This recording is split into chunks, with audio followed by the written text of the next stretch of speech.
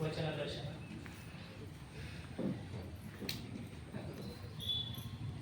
ನೋಡ್ತಾ ಇದ್ದೀವಿ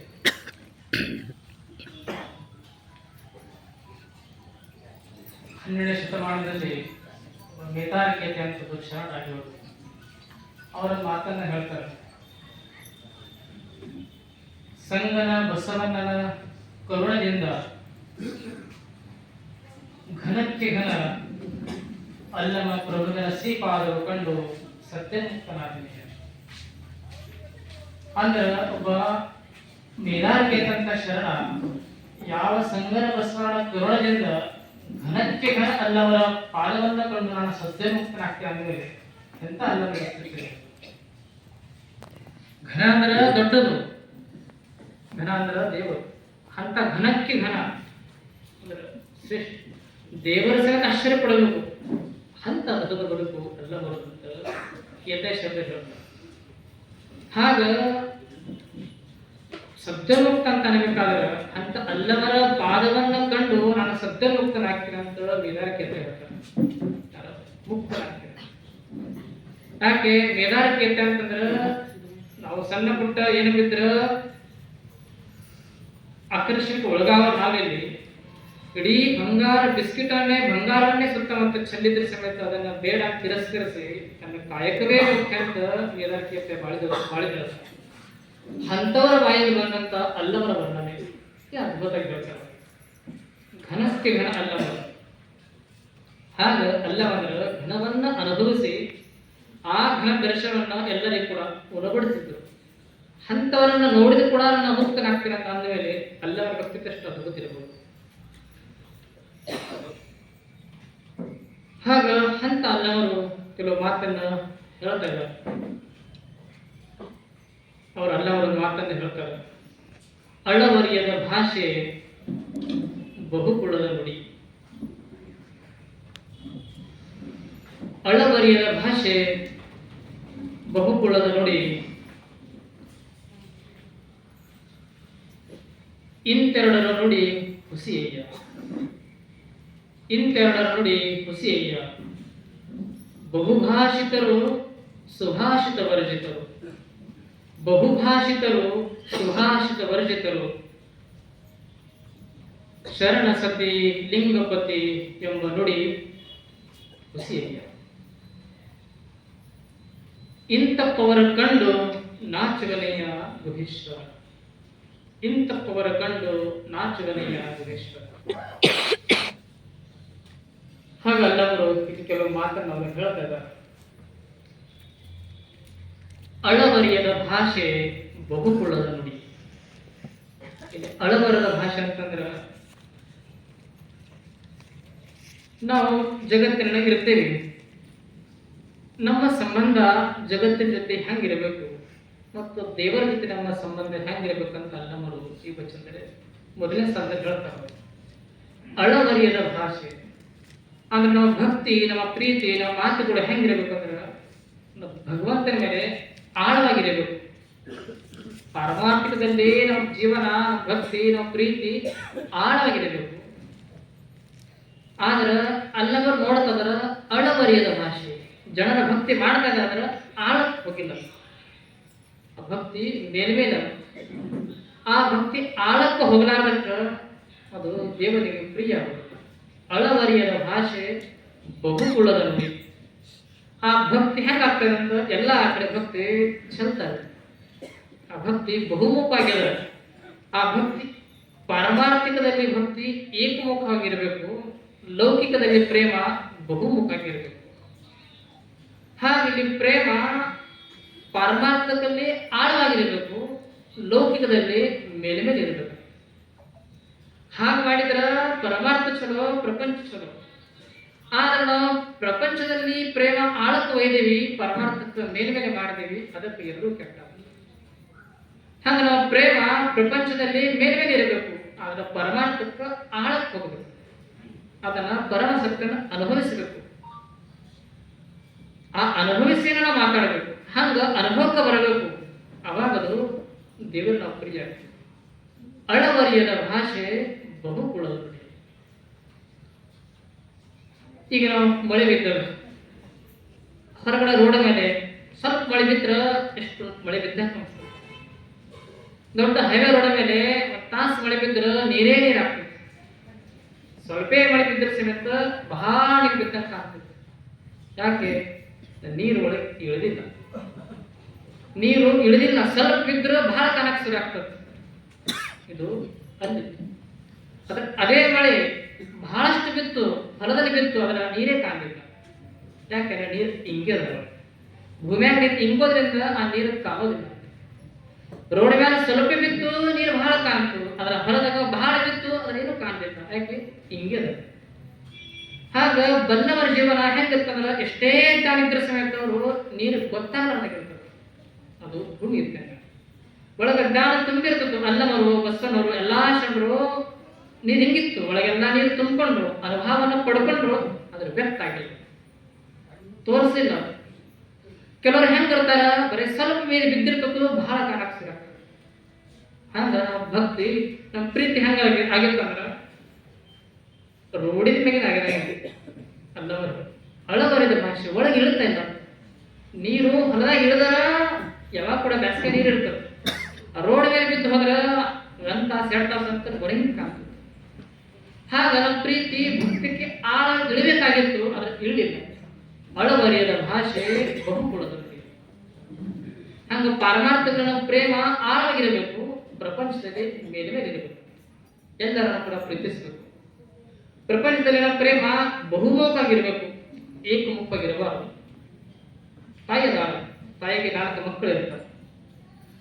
ಒಬ್ಬ ಮಗನಿಗೆ ಕೂಡ ತೊಟ್ಟಕ್ಕೆ ತೂಗ್ತಾಳ, ಮತ್ತೆ 2ನೇ ಮಗು ಬರ್ತದ, ಇವರಿಗೆ ಇಳಿಸಿ ಅವನ ಪ್ರೀತಿಸ್ತಾಳ. 3ನೇ ಮಗು 4ನೇ ಮಗು ಎಲ್ಲಾ ಮಕ್ಕಳಿಗೂ ಕೂಡ ಸಮನಾಗಿ ತಾಯಿ ಪ್ರೀತಿ ಮಾಡ್ತಾಳೆ. ಆದ್ರೆ ಹಂಗ ಮಾಡ್ಬೇಕಾಗ್ತದೆ, ಒಬ್ಬರಿಗೆ ಮಾಡಕ್ ಆಗುದಿಲ್ಲ. ಹಾಗ ಇಲ್ಲಿ ಪ್ರೇಮ ಬಹುಮುಖಿಗಿರ್ಬೇಕಾಗ್ತದೆ. ಸಮಾಜದಲ್ಲಿ ಮಗಳು ಇರ್ತಾಳ, ತಂದೆನ ಪ್ರೀತಿಸ್ತಾಳ, ತಾಯಿನ ಪ್ರೀತಿಸ್ತಾಳ, ಪತಿನ ಪ್ರೀತಿಸ್ತಾಳ, ಮಕ್ಕಳನ್ನ ಪ್ರೀತಿಸ್ತಾಳ. ಆ ಪ್ರೀತಿ ಎಲ್ಲರನ್ನು ಕೂಡ ಬಹುಮುಖ ಇರಬೇಕಾಗ್ತದೆ. ಆದ್ರೆ ಪರಮಾರ್ಥದಲ್ಲಿ ಆ ಪ್ರೇಮ ಬಹುಮುಖ ಇರಬಾರದು, ಏಕಮುಖವಾಗಿರಬೇಕು.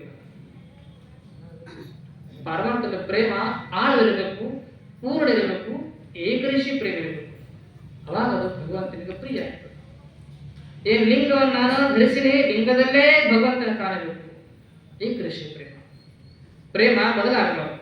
ಸೋಮವಾರ ಬಂತು ಪ್ರೇಮ ಹೆಚ್ಚಾಯ್ತು, ಮಂಗಳವಾರ ಬಂತು ಕಡಿಮೆ ಆಯ್ತು, ಹಂಗೆ ಬದಲಾಗಬಾರದು. ಪ್ರೇಮ ಯಾವಾಗ ಕೂಡ ಭಗವಂತನೇ ಹಾಗೇ ಇರಬೇಕು, ಪೂರ್ಣ ಪ್ರೇಮ ಇರಬೇಕು. ಆ ಪ್ರೇಮ ಏಕರೀಶಿ ಇರಬೇಕು. ಗುರುವಿನಲ್ಲಿ ಕೂಡ ಅದೇ ಪ್ರೇಮ, ಜಂಗಮದಲ್ಲಿ ಕೂಡ ಅದೇ ಪ್ರೇಮ. ಗುರು ಲಿಂಗ ಜಂಗಮ ಭಿನ್ನ ಅಲ್ಲ, 3 ಒಂದೇ ಅಂತ ಏಕರೀಶಿಯ ಪ್ರೇಮ ಇರಬೇಕು, ಹೊರತು ಪ್ರೇಮದಲ್ಲಿ ಭಿನ್ನತೆ ಇರಬಾರದು. ಹಾಗ ಹಂತವನ್ನು ಅನುಭವಿಸಿನ ಬದುಕಬೇಕಂತ ಅರ್ಥ ಮಾಡ್ತಾರೆ. ಹಂಗ ಮೇಲೆ ಮೇಲೆ ಪ್ರೇಮ ಇರಬಾರದು. ಮೇಲೆ ಮೇಲೆ ಪ್ರೇಮ ಇತ್ತಂದ್ರೆ ಭಗವಂತ ಹೆಂಗೆ ಬದುಕ್ತಾನ? ಪ್ರೇಮ ಆಳಕ್ಕಿರಬೇಕು, ಅದು ಅನುಭವಕ್ಕೆ ಬರಬೇಕು. ವಿನೋಬ ಭಾಗವತ ಕಥೆ ಹೇಳ್ತಾರೆ. ಬೇಸಿಗೆ ದಿವಸ ಹೋಗ್ಬೇಕಾದ್ರೆ ಅವರಿಗೆಲ್ಲ ಗಿಡ ಮಾಡ್ತಾರೆ. ದೊಡ್ಡ ದೊಡ್ಡ ಗಿಡಗಳು, ಮೇ ತಿಂಗಳ ಬಿಸಿಲು, ಅಂತ ಬಿಸಿಲಿಗೆ ದೊಡ್ಡ ಗಿಡಗಳದಾವ, ಸಣ್ಣ ಸಣ್ಣ ಕಂಟಿಗಳದಾವ, ಸಣ್ಣ ಗಿಡಗಳದಾವ. ಅವ್ರು ನೋಡ್ತಾರ, ದೊಡ್ಡ ಗಿಡಗಳು ಹಚ್ಚ ಹಸಿರಾಗಿದ್ದು, ಅದ್ರ ಸಣ್ಣ ಕಂಟಿ ಒಣಗಿದಾಗಿದೆ. ಅದನ್ನು ನೋಡಿ ಒಬ್ಬ ಶಿಷ್ಯ ಅವನ ಪ್ರಶ್ನೆ ಮಾಡ್ತಾನೆ, ಗುರುಗಳೇ, ಎಲ್ಲಾ ಕಡೆ ಒಂದೇ ನೆಲ ಅದ, ಒಂದೇ ಜಲ ಅದ, ಒಂದೇ ಭೂಮಿ ಅದ, ಒಂದೇ ತರದ ಬಿಸಿಲು ಅದ, ಆದ್ರೆ ಈ ಗಿಡ ಯಾಕೋ ಹಚ್ಚ ಹಸಿರದ ನೆರಳದ, ಆದ್ರೆ ಸಣ್ಣ ಸಣ್ಣ ಗಿಡಗಳು ಬಾಡ್ಯಾವ ಯಾಕ? ಅವಾಗ ವಿನೋಬ ಭಾವೆ ಮಾತನ್ನ ಹೇಳ್ತಾರೆ, 2 ಗಿಡಗಳದಾವ, ಒಂದೇ ನೆಲದಾಗ ಅದಾವ, ಇಬ್ಬರಿಗೆ ಒಂದೇ ಬಿಸಿಲದ, ಆದ್ರೆ ಒಂದು ಒಂದೇ ಅದ, ಇನ್ನೊಂದು ಒಂದಲ್ಲ, ಹಚ್ಚ ಹಸಿರದ. ಕಾರಣ ವ್ಯತ್ಯಾಸ ಏನು? ದೊಡ್ಡ ಗಿಡದ ಬೇರ ಆಳಕ್ಕೆ ಹೋಗ್ಯದ, ಆ ಭೂಮಿ ಗಿಡದ ಬೇರ ಆಳಕ್ಕೆ ಹೋಗೋದ್ರಿಂದ ಎಲ್ಲಿ ನೀರಿನ ಸೆಲೆ ಅದ, ಆ ನೀರಿನ ಸೆಲೆ ಹೋಗಿ ಮುಟ್ಟ್ಯದ. ಅದಕ್ಕೆ ಎಷ್ಟೇ ಬಿಸಿಲು ಬಿದ್ದರೆ ಸಮೇತ ಆ ಬೇರ ನೀರಿನ ಸೆಲೆಗೆ ಹುಟ್ಟೋದ್ರಿಂದ ಅದು ಒಣಗೋದಿಲ್ಲ, ಅದು ಯಾವಾಗ ಹಸಿರಿರ್ತದೆ. ಬೇರೆ ಆಳಕ್ಕೆ ಹೋಗ್ಯದ. ಅದು ಈ ಕಂಟಿ ಇದರ ಬೇರ ಆಳಕ್ಕೆ ಹೋಗಿಲ್ಲ, ಈ ಕಂಟಿ ಬೇರ ಮೇಲೆ ಮೇಲೆ ಅದ, ಮೇಲೆ ಮೇಲೆ ಇರೋದ್ರಿಂದ ಒಣಗ್ಯದ. ಹಾಗ ಯಾರ ಭಕ್ತಿಯ ಆಳಕ್ಕೆ ಇಳ್ತಾರ ಸದಾ ಕೂಡ ಹಸಿರಾಗಿರ್ತಾರ, ಹಸಮುಖ ಇರ್ತಾರ. ಭಕ್ತಿ ಆಳಕ್ಕೆ ಇರಂಗಿಲ್ಲ, ಬೇರೆ ಬೇರೆ ಭಕ್ತಿ ಹಿಡಿತಾರ, ಅವರು ಕಷ್ಟಕ್ಕೆ ಬಂದಾಗ ಸ್ವಲ್ಪ ಬಿಸಿಲಿನ ತಾಪಕ್ಕೆ ಗಿಡ ಒಣಗಿದಂಗ ಸಂಸಾರ ತಾಪಕ್ಕೆ ಕೂಡ ಒಣಗಕ್ಕೆ ಶುರು ಆಗ್ತದೆ, ಒಂಥರ ದುಃಖ ಆಗಕ್ಕೆ ಶುರು ಆಗ್ತದೆ. ಅದೊಂದು ಯಾರೇನಾದ್ರೂ ಬೇಡಾಗ್ತೈತಿ. ಹಾಗ ಆಳಕ್ಕೆ ಬೇರೆ ಒಣಗಿತ್ತಂದ್ರೆ ಅದು ಒಣಗೋದಿಲ್ಲ. ಎಷ್ಟೇ ಬಿಸಿಲು ಸಮೇತ ಬಿಸಿಲು ಬಂದ್ರೆ ಮತ್ತೆ ಹಸಿರಾಗಿ ಇರುತ್ತೆ. ಹಾಗ ಅಲ್ಲವರು ಹೇಳ್ತಾರೆ, ನಮ್ಮ ಭಾಷೆ ನಮ್ಮ ಬದುಕು ಹೆಂಗಿರ್ಬೇಕಂದ್ರೆ ಆಳಕ್ಕಿರಬೇಕು. ಪಾರಮಾರ್ಥದ ಪ್ರೇಮ ಆಳವಾಗಿರಬೇಕು, ಪ್ರಾಪಂಚದ ಪ್ರೇಮ ಮೇಲೆ ಇರಬೇಕು. ಅಳ್ಳವರಿಯರ ಭಾಷೆ ಬಹುಕುಳದ ನುಡಿ, ಇಂತೆರಡ ನುಡಿ ಹುಸಿಯಿಲ್ಲ ಅಂತ ಪರಮಾತ್ಮನ ದೇವರನ್ನ ಆಳಕ್ಕೆ ಇಳಿಲಿಲ್ಲ, ಸತ್ಯವನ್ನು ಅನುಭವಕ್ಕೆ ಬರಲಿಲ್ಲ. ಆದ್ರೂ ಕೂಡ ನಾವು ಬರಲಿಲ್ಲ ಅಂತ ಹೇಳ್ತಾರೆ. ನಾವು ಹೆಂಗೆ ಹೇಳ್ತಾ ಇದ್ದೀವಿ? ಬಹುಭಾಷಿತರು ಸುಭಾಷಿತವಾಗಿ ಬರುತ್ತಿತ್ತು. ನಮ್ಮ ಮಾತುಗಳು ಹೆಂಗಾಗ್ಯಾವ? ಇಷ್ಟು ಮಾತಾಡ್ತೀವಿ, ಇನ್ನೇನು ಸತ್ಯ ಕಂಡೇ ಅದ ಅಂತ ತಿಳ್ಕೊತೀವಿ. ಸತ್ಯ ನಮ್ಮ ಅನುಭವಕ್ಕಂತೂ ಬಂದಿಲ್ಲ, ನಮ್ಮ ಬೇರು ಆಳಕ್ಕೆ ಇಳಿದಿಲ್ಲ. ಆದ್ರೆ ನಾವು ಹೆಂಗೆ ವರ್ತಿಸ್ತಾ ಇದ್ದೀವಿ ಜಗತ್ತಿನಲ್ಲಿ? ನಾವೇ ಭಗವಂತನ ಕಂಡಂಗಿದ್ದೀವಿ. ಸತ್ಯ ಅನುಭವಕ್ಕೆ ಬಂದದ ಅಷ್ಟು ನಾವು ನಿರಾಜವಾಗಿ ಮಾತಾಡ್ತೀವಿ. ಬಹುಭಾಷಿತರು ಏನು ವಿಪರೀತ ಮಾತಾಡ್ತಾರೆ. ಎಷ್ಟು ಮಾತಾಡ್ತಾರ? ಬಹಳ ಮಾತಾಡ್ತಾರೆ ಬಹುಭಾಷಿತರು. ಆದ್ರೆ ಸುಭಾಷಿತ ಬರ್ಜಿತರು. ಸುಭಾಷಿತ ಅಂದ್ರೆ ಸತ್ಯ ಇಲ್ಲದ ಮಾತುಗಳು, ಸತ್ವಹೀನದ ಮಾತುಗಳು. ಆಗ ಮಾತಿನಲ್ಲಿ ಸತ್ಯ ಇಲ್ಲ, ಮಾತಿನಲ್ಲಿ ಸತ್ವ ಇಲ್ಲ ಅಂತ ವರ್ಣರಂಜಿತ ಮಾತುಗಳು ಆಡ್ತಾರೆ. ಇಂಥವರ ಮಾತು ಲಿಂಗ ಹೆಂಗ ಗಮನಿಸ್ತಾರೆ? ಹಾಗೆ ಯಾರು ಅನುಭವ ಪಡೆದಿದ್ದ ಮಾತುಗಳೇ ಬೇರೆ, ಅನುಭವ ಇಲ್ಲದ ಮಾತುಗಳೇ ಬೇರೆ. ಹಾಗ ನಾವು ಅನುಭವಿ ಕಾಲದ ಜಗತ್ತಲ್ಲಿ ಬದುಕಬೇಕು ಅಂದ್ರೆ ನಾವು ಭಗವಂತನಿಗೂ ಪ್ರಿಯ ಆಗ್ತೀವಿ. ಅನುಭವವನ್ನು ಪಡೆದಾರ್ದ ಜಗತ್ತಿನ ಬದುಕಿದ್ರೆ ದೇವರಿಗೆ ನಾವು ಪ್ರಿಯ ಆಗೋದಿಲ್ಲ. ಹಾಗ ನಾವು ಮಾತಾಡ್ರಿ ಬೇಡ ಅಂತಲ್ಲ, ಆದ್ರೆ ಅದು ಅನುಭವಿಸಿ ಮಾತಾಡಿದ್ರೆ ನಿಮಗೂ ಸುಖ, ನಿಮಗೂ ಸಂತೋಷ ಆಗ್ಬೇಕು, ಕೇಳೋರು ಕೂಡ ಸಂತೋಷ ಆಗ್ತದೆ. ಹಾಗ ಸಮಾಜ ನಾವು ನೋಡ್ತಿರ್ತೇವೆ, ಆದ್ರೆ ಅನುಭವಿಸಿಲ್ಲ, ಆದ್ರೆ ಅನುಭವ ಪಡಲಾರ್ದನೆ ಏನೋ ಮಾತಾಡಿದ್ರೆ ಹೆಂಗಾಗ್ತದೆ? ಅದನ್ನ ಬಹಳ ದಿವಸ ಇರೋದಿಲ್ಲ. ಅದು ಸುಭಾಷಿತ ವರ್ಜಿತು, ಸತ್ಯ ಇಲ್ಲದ ಮಾತುಗಳು. ಹಾಗೆ ಮಾತು ಹೆಂಗಿರಬೇಕು? ಅನುಭವ ಭರಿತ ಮಾತಿತ್ತಂದ್ರ ದೇವನಿಗೆ ಸಮಾಜಕ್ಕೆಲ್ಲರಿಗೂ ಪ್ರಿಯ ಆಗ್ತದೆ. ಅನುಭವ ಇಲ್ಲದ ಮಾತಾಗಿತ್ತಂದ್ರೆ ನಾವು ಪ್ರಿಯ ಆಗ್ತದೆ. ಸ್ವಲ್ಪ ದಿವಸ ನಡೀತದ್ದು, ಒಂದು ಸ್ವಲ್ಪ ಗೊತ್ತಾಗ್ತದೆ. ಅಲ್ಲವರ ಮಾತು ಯಾವಾಗ ಕೂಡ ಅನುಭವದ ಮಾತು ಇರೋದ್ರಿಂದ ಕೇಳವೇ ಕಾಣಿಸ್ತಿರ್ತದೆ. ಅಂದ್ರೆ ನಮ್ಮ ಮಾತುಗಳು ಅನುಭವ ಇರಂಗಿಲ್ಲ, ಮೇಲೆ ಮೇಲೆ ಮೇಲೆ ಮೇಲೆ ಮಳೆ ಬಿದ್ದಂಗ ಹಂಗಿರೋದ್ರಿಂದ ಬಹಳ ಜನಕ್ಕೆ ಕುಸುರಿಲ್ಲ. ಹಾಗ ಅನುಭವದ ಮಾತು ಇರೋದ್ರಿಂದ ದೇವರಿಗೆ ಕೂಡ ಪ್ರಿಯ ಆಗ್ತದೆ. ಅನುಭವ ಆಗಿ ಜಗತ್ತಿಗೆ ಬದುಕಬೇಕಂತ ನಾವು ಹೇಳ್ತೇವೆ. ಅಂತರ ಮಾತು ಜನ ಮೆಚ್ತಾರೆ. ಒಬ್ಬರು ಭೋಜ ಅಂತ ಮಹಾ ಕವಿ ಇರ್ತಾರೆ, ರಾಜಕವಿ. ಇನ್ನೊಬ್ಬ ಕಾಳಿದಾಸ ಅಂತ ಆಸ್ಥಾನ ಕವಿ. ಇಬ್ಬರು ಕವಿಗಳೇ. ಒಬ್ಬ ರಾಜ, ಆಸ್ಥಾನ ಕವಿ. ಇಬ್ಬರು ತಮ್ಮ ಕಲೆ ಸಾಹಿತ್ಯ ಇದರಲ್ಲಿ ಬಹಳ ನಿಪುಣರು. ನಮ್ಮಷ್ಟು ನಮ್ಮ ಮೇಸವರು ಜಗತ್ತಿನಲ್ಲಿ ಯಾರಿಲ್ಲ ಅಂತ ಇಬ್ಬರು ಕೂಡ ಭಾವಿಸಿದರು.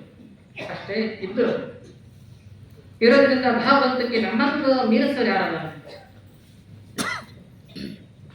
ಆದ್ರೆ ಜ್ಞಾನವನ್ನು ಅವರು ಪುಸ್ತಕದಲ್ಲಿ ಪಡೆದಿದ್ದರು, ಅನುಭವ ಆಗಿರಲಿಲ್ಲ. ಹತ್ತು ಇಬ್ಬರು ವಿಹಾರಕ್ಕಂತ ಅರಣ್ಯಕ್ಕೆ ಹೋಗ್ತಾರೆ. ಹೋಗಿ ಒಂದ್ ದಿವಸ ವಿಹಾರ ಮಾಡ್ತಾ ಮಾಡ್ತಾ ದಾರಿ ತಪ್ತಾರೆ. ಬಹಳಷ್ಟು ಕಷ್ಟಪಟ್ಟು ನೋಡ್ತಾರೆ, ಅದರ ದಾರಿ ಮಾತ್ರ ಸಿಗಲಿಲ್ಲ. ಕೊನೆಗೆ ದೂರದಲ್ಲಿ ಒಂದು ಗುಡಿಸಲು ನೋಡ್ತಾರ. ಗುಡಿಸಲು ನೋಡಿ ಅವ್ರಿಗೆ ಅನಿಸ್ತದ ಅಲ್ಲಿ ಯಾರೋ ಅದಾರ, ಅವರಲ್ಲಿ ದಾರಿ ಕೇಳಬೇಕಂತ ಹೋಗಿ ಕೇಳ್ತಾರೆ. ಅಲ್ಲಿ ಒಬ್ಬಕ್ಕೆ ಅಜ್ಜಿ ಕುಂತಿದ್ರು. ಅಜ್ಜಿ ಹೋಗಿ ಕೇಳ್ತಾರ, ಅಜ್ಜಿ ನಾವು ಮಿಥಿಲೆಗೆ ಹೋಗಬೇಕು, ಅದಕ್ಕೆ ಮಿಥಿಲೆ ಹೋಗೋ ದಾರಿ ತೋರಿಸು, ಮಿಥಿಲೆ ನಗರಕ್ಕೆ ಹೋಗಬೇಕು, ಈ ದಾರಿ ಎಲ್ಲಿ ಹೋಗ್ತದೆ? ಅಜ್ಜ ನೋಡಿ ದಾರಿ ಅಂತ ಎಲ್ಲಿ ಹೋಗಲ್ಲ, ದಾರಿ ಇಲ್ಲೇ ಇರ್ಬೇಕು, ನೀವು ಎಲ್ಲಿ ಹೋಗ್ಬೇಕು? ನಾವು ಮಿಥಿಲೆಗೆ ಹೋಗಬೇಕು, ದಾರಿ ತಪ್ಪಿ ಬಂದೇವಿ, ಮಿಥಿಲೆ ಹಾರಿ ತೋರಿಸ. ನೋಡಿದ್ರ ದೊಡ್ಡರು ಕಂಡಂಗೆ ಕಾಣ್ತೀರಿ, ದೊಡ್ಡ ದಾರಿ ತಪ್ಪಾದಲ್ಲ. ತಪ್ಪು ಮತ್ತೇನ್ ಮಾಡೋರು? ತಪ್ಪೇದವ್ರು ನಮಗೆ ದಾರಿ ಹೇಳ, ದಾರಿ ಹೇಳ್ತೇನೆ, ಅದನ್ನ ನೀವು ಯಾರಿದ್ದೀರಿ ಅದನ್ನ ನನಗೆ ಹೇಳ್ಬೇಕಲ್ಲ, ನೀವು ಯಾರು? ಅವಾಗ ಇಬ್ಬರು ಅಂದ್ರು, ನಾವು ರಾಜರಿದ್ದೀವಿ. ಅವಾಗ ಅಜ್ಜರು, ನೀವೇ ರಾಜರಾಗ್ತೀರಿ? ರಾಜರಂತ ಜಗತ್ತಿನ ಇಬ್ಬರು ಅದಾರ. ಇಡೀ ಮಳೆಯನ್ನ ಸುರಿಸಿ ಭೂಮಂಡಲವನ್ನು ಸದಾ ಹಚ್ಚ ಹಸಿರಾಗಿ ಮಾಡುವಂತ ಒಂದು ಮೇಘರಾಜ ಇಡೀ ಜಗತ್ತನ್ನ ನಿಯಂತ್ರಣ ಮಾಡುವಂತ ಕಾಲ ರಾಜ ಯಮರಾಜ ಇಬ್ಬರೇ ರಾಜರು, ನೀವು ಹೆಂಗ ರಾಜರಾಗ್ತಾರೆ? ಅವರಿಗೆ ಒಂದು ಆಶ್ಚರ್ಯ. ಸುಮ್ಮನೆ ಅಜ್ಜದಾನ ಪುಸ್ತಕ ಹೇಳಿದ್ರು, ಅಜ್ಜ ನೋಡಿದ್ರೆ ಜಾಣ ಇತ್ತು. ಅವಾಗ ಹೇಳಿದ್ರು ಯಾರ, ಅವಾಗ ಅವ್ರು ಅಂದ್ರು ನಾವು ಲೋಕಪ್ರಿಯ. ಅಜ್ಜಂದ್ರು ನೀವು ಹೆಂಗ ಲೋಕಪ್ರಿಯ ಆಗ್ತೀರಿ? ಲೋಕಕ್ಕೆ ಇಬ್ಬರೇ ಪ್ರಿಯ ಅಲ್ಲ, ಪ್ರತಿಯೊಬ್ಬರಿಗೆ ನೀವು ನಿಮ್ಮ ರಾಜ್ಯದಾಗ ಅಷ್ಟೇ ಪ್ರಿಯರು. ಬೇರೆ ರಾಜ್ಯಕ್ಕೆ ಹೋದ್ರೆ ನಿಮ್ಗೆ ಯಾರು ನೆನೆಸ್ತಾರ? ನೀವು ಹೆಂಗ್ ಪ್ರಿಯ ಆಗ್ತೀರಿ? ರಾಜ್ಯ ಸುಭಿಕ್ಷಿತಂದ್ರ ನೀವು ಪ್ರಿಯರು, ರಾಜ್ಯದಲ್ಲಿ ಬರಗಾಲ ಇತ್ತಂದ್ರ ನಿಮ್ಮ ಜನ ಬೇಕು, ನೀವೇ ಪ್ರಿಯ ಆಗ್ತೀರಿ. ಜನ ಸದಾ ನೆನೆಸ್ಬೇಕು, ಅವರು ಪ್ರಿಯರು. ಯಾವಾಗ ಕೂಡ ಯಾವುದೇ ದೇಶದಲ್ಲಿ ಜನ ನೆನೆಸ್ತಾರ ಯಾರಿಗೆ? ಅನ್ನ ಮತ್ತೆ ನೀರು, ಅವರೇ ಲೋಕಪ್ರಿಯರು, ನೀವು ಲೋಕಪ್ರಿಯರು. ಹಾಗ ಅನ್ನ ಮತ್ತೆ ನೀರು ಎಲ್ಲರಿಗೂ ಪ್ರಿಯ ಅಲ್ಲ. ಶ್ರೀಮಂತರಲ್ಲಿ, ಬಡವರಲ್ಲಿ, ಸಾಮಾನ್ಯರಲ್ಲಿ ಎಲ್ಲರಿಗೂ ಕೂಡ ಬೇಕಾಗಿದ್ದೇವರು ಎರಡೇ, ಅನ್ನ ಮತ್ತೆ ನೀರು. ಎರಡಿಲ್ಲ ಅಂದ್ರೆ ಯಾರಿಗೂ ಪ್ರಿಯ ಅಲ್ಲ. ಹಾಗ ಪ್ರತಿಯೊಬ್ಬರು ಯಾರಿರಲಿ ಎಲ್ಲರ ವಯಸ್ಸು ಎಷ್ಟೇ ಸಂಪತ್ತದ, ಅದು 10 ದಿವಸ ಉಪವಾಸ ಇದ್ದೇವರ ಸಂಪತ್ತು ಬೇಡ, ನಮಗೆ ಅನ್ನ ಕೊಡ್ರ ಅಂತೇಳಿ ನೀರು ಕೊಡ್ರಿ. ಹಂಗ ಕೃಷ್ಣರಿಗೆ ಅನ್ನ ನೆರಳಿಸ ನೀರು ಎರಡು ಸಿಕ್ಕರ ಎಲ್ಲ ಸಿಕ್ಕ, ಎರಡಿಲ್ಲ ಏನಿಲ್ಲ. ಹಂಗ ಪ್ರತಿಯೊಂದು ಜನ ನೆನೆಸೋದು ಎರಡನ್ನ. ಅದೇ ನಿಜವಾದ ಎರಡು ಲೋಕಪ್ರಿಯರು. ಹಾಗ ಎಲ್ಲರಿಗೆ ಬೇಕಾಗುವ ಎರಡೇ. ಅದಕ್ಕೆ ಕಲ್ಯಾಣದಲ್ಲಿ ವರ್ಷನೇ ಮಾಡಬೇಕು. ಎಲ್ಲರಿಗೆ ಅನ್ನ ಉಣಿಸಿದರು, ನೀರು ಕುಡಿಸಿದರು. ಭಾಗ್ಯದ ತಲೆ ಮುಗಿದ ಕೈಯಾಗಿ ಎಲ್ಲರಿಗೆ ಸ್ವಾಗತಿಸಿದರು. ಅದಕ್ಕೆ 1,96,000 ಲಕ್ಷ ಜನ ಕಲ್ಯಾಣ ಕೊಡ್ತಿದ್ರು. ಹಾಗೆ ಕಲ್ಯಾಣ ಕಟ್ಟಿದ್ದರಿಂದ ಅನ್ನ ನೀರನ್ನು ಕೊಟ್ಟರು. ಹಾಗೆ ನಾವು ಮನೆ ಎಲ್ಲವನ್ನು ಕೂಡ ಜಗತ್ತು ನಿಲ್ಲಬೇಕಾದ್ರೆ ಎರಡೇ ಬಹಳ ಮುಖ್ಯ, ಅನ್ನ ಇರಬೇಕು, ನೀರಿರಬೇಕು. ಸಂಪತ್ತಿರಲಿ ಇರದಿರಲಿ, ಹಿಂದಿನ ಕಾಲದಲ್ಲಿ ನಿಜವಾದ ಸಂಪತ್ತು ಎರಡೇ, ಅನ್ನ ಮತ್ತು ನೀರು. ಎರಡಿಸ್ತಂದ್ರ ಎಲ್ಲ ಇದ್ದಂಗ, ಎರಡಿಲ್ಲ ಮತ್ತೆ ಏನಿದ್ರು ಕೂಡ ಏನಿಲ್ಲ. ಹಂಗ ಎರಡು ಬಹಳ ಮುಖ್ಯ. ಅದಕ್ಕಾಗಿಯೇ ಸರ್ವಜ್ಞ ಹೇಳಿದ್ರು, ಏನ್ ಹೇಳಿದ್ರು?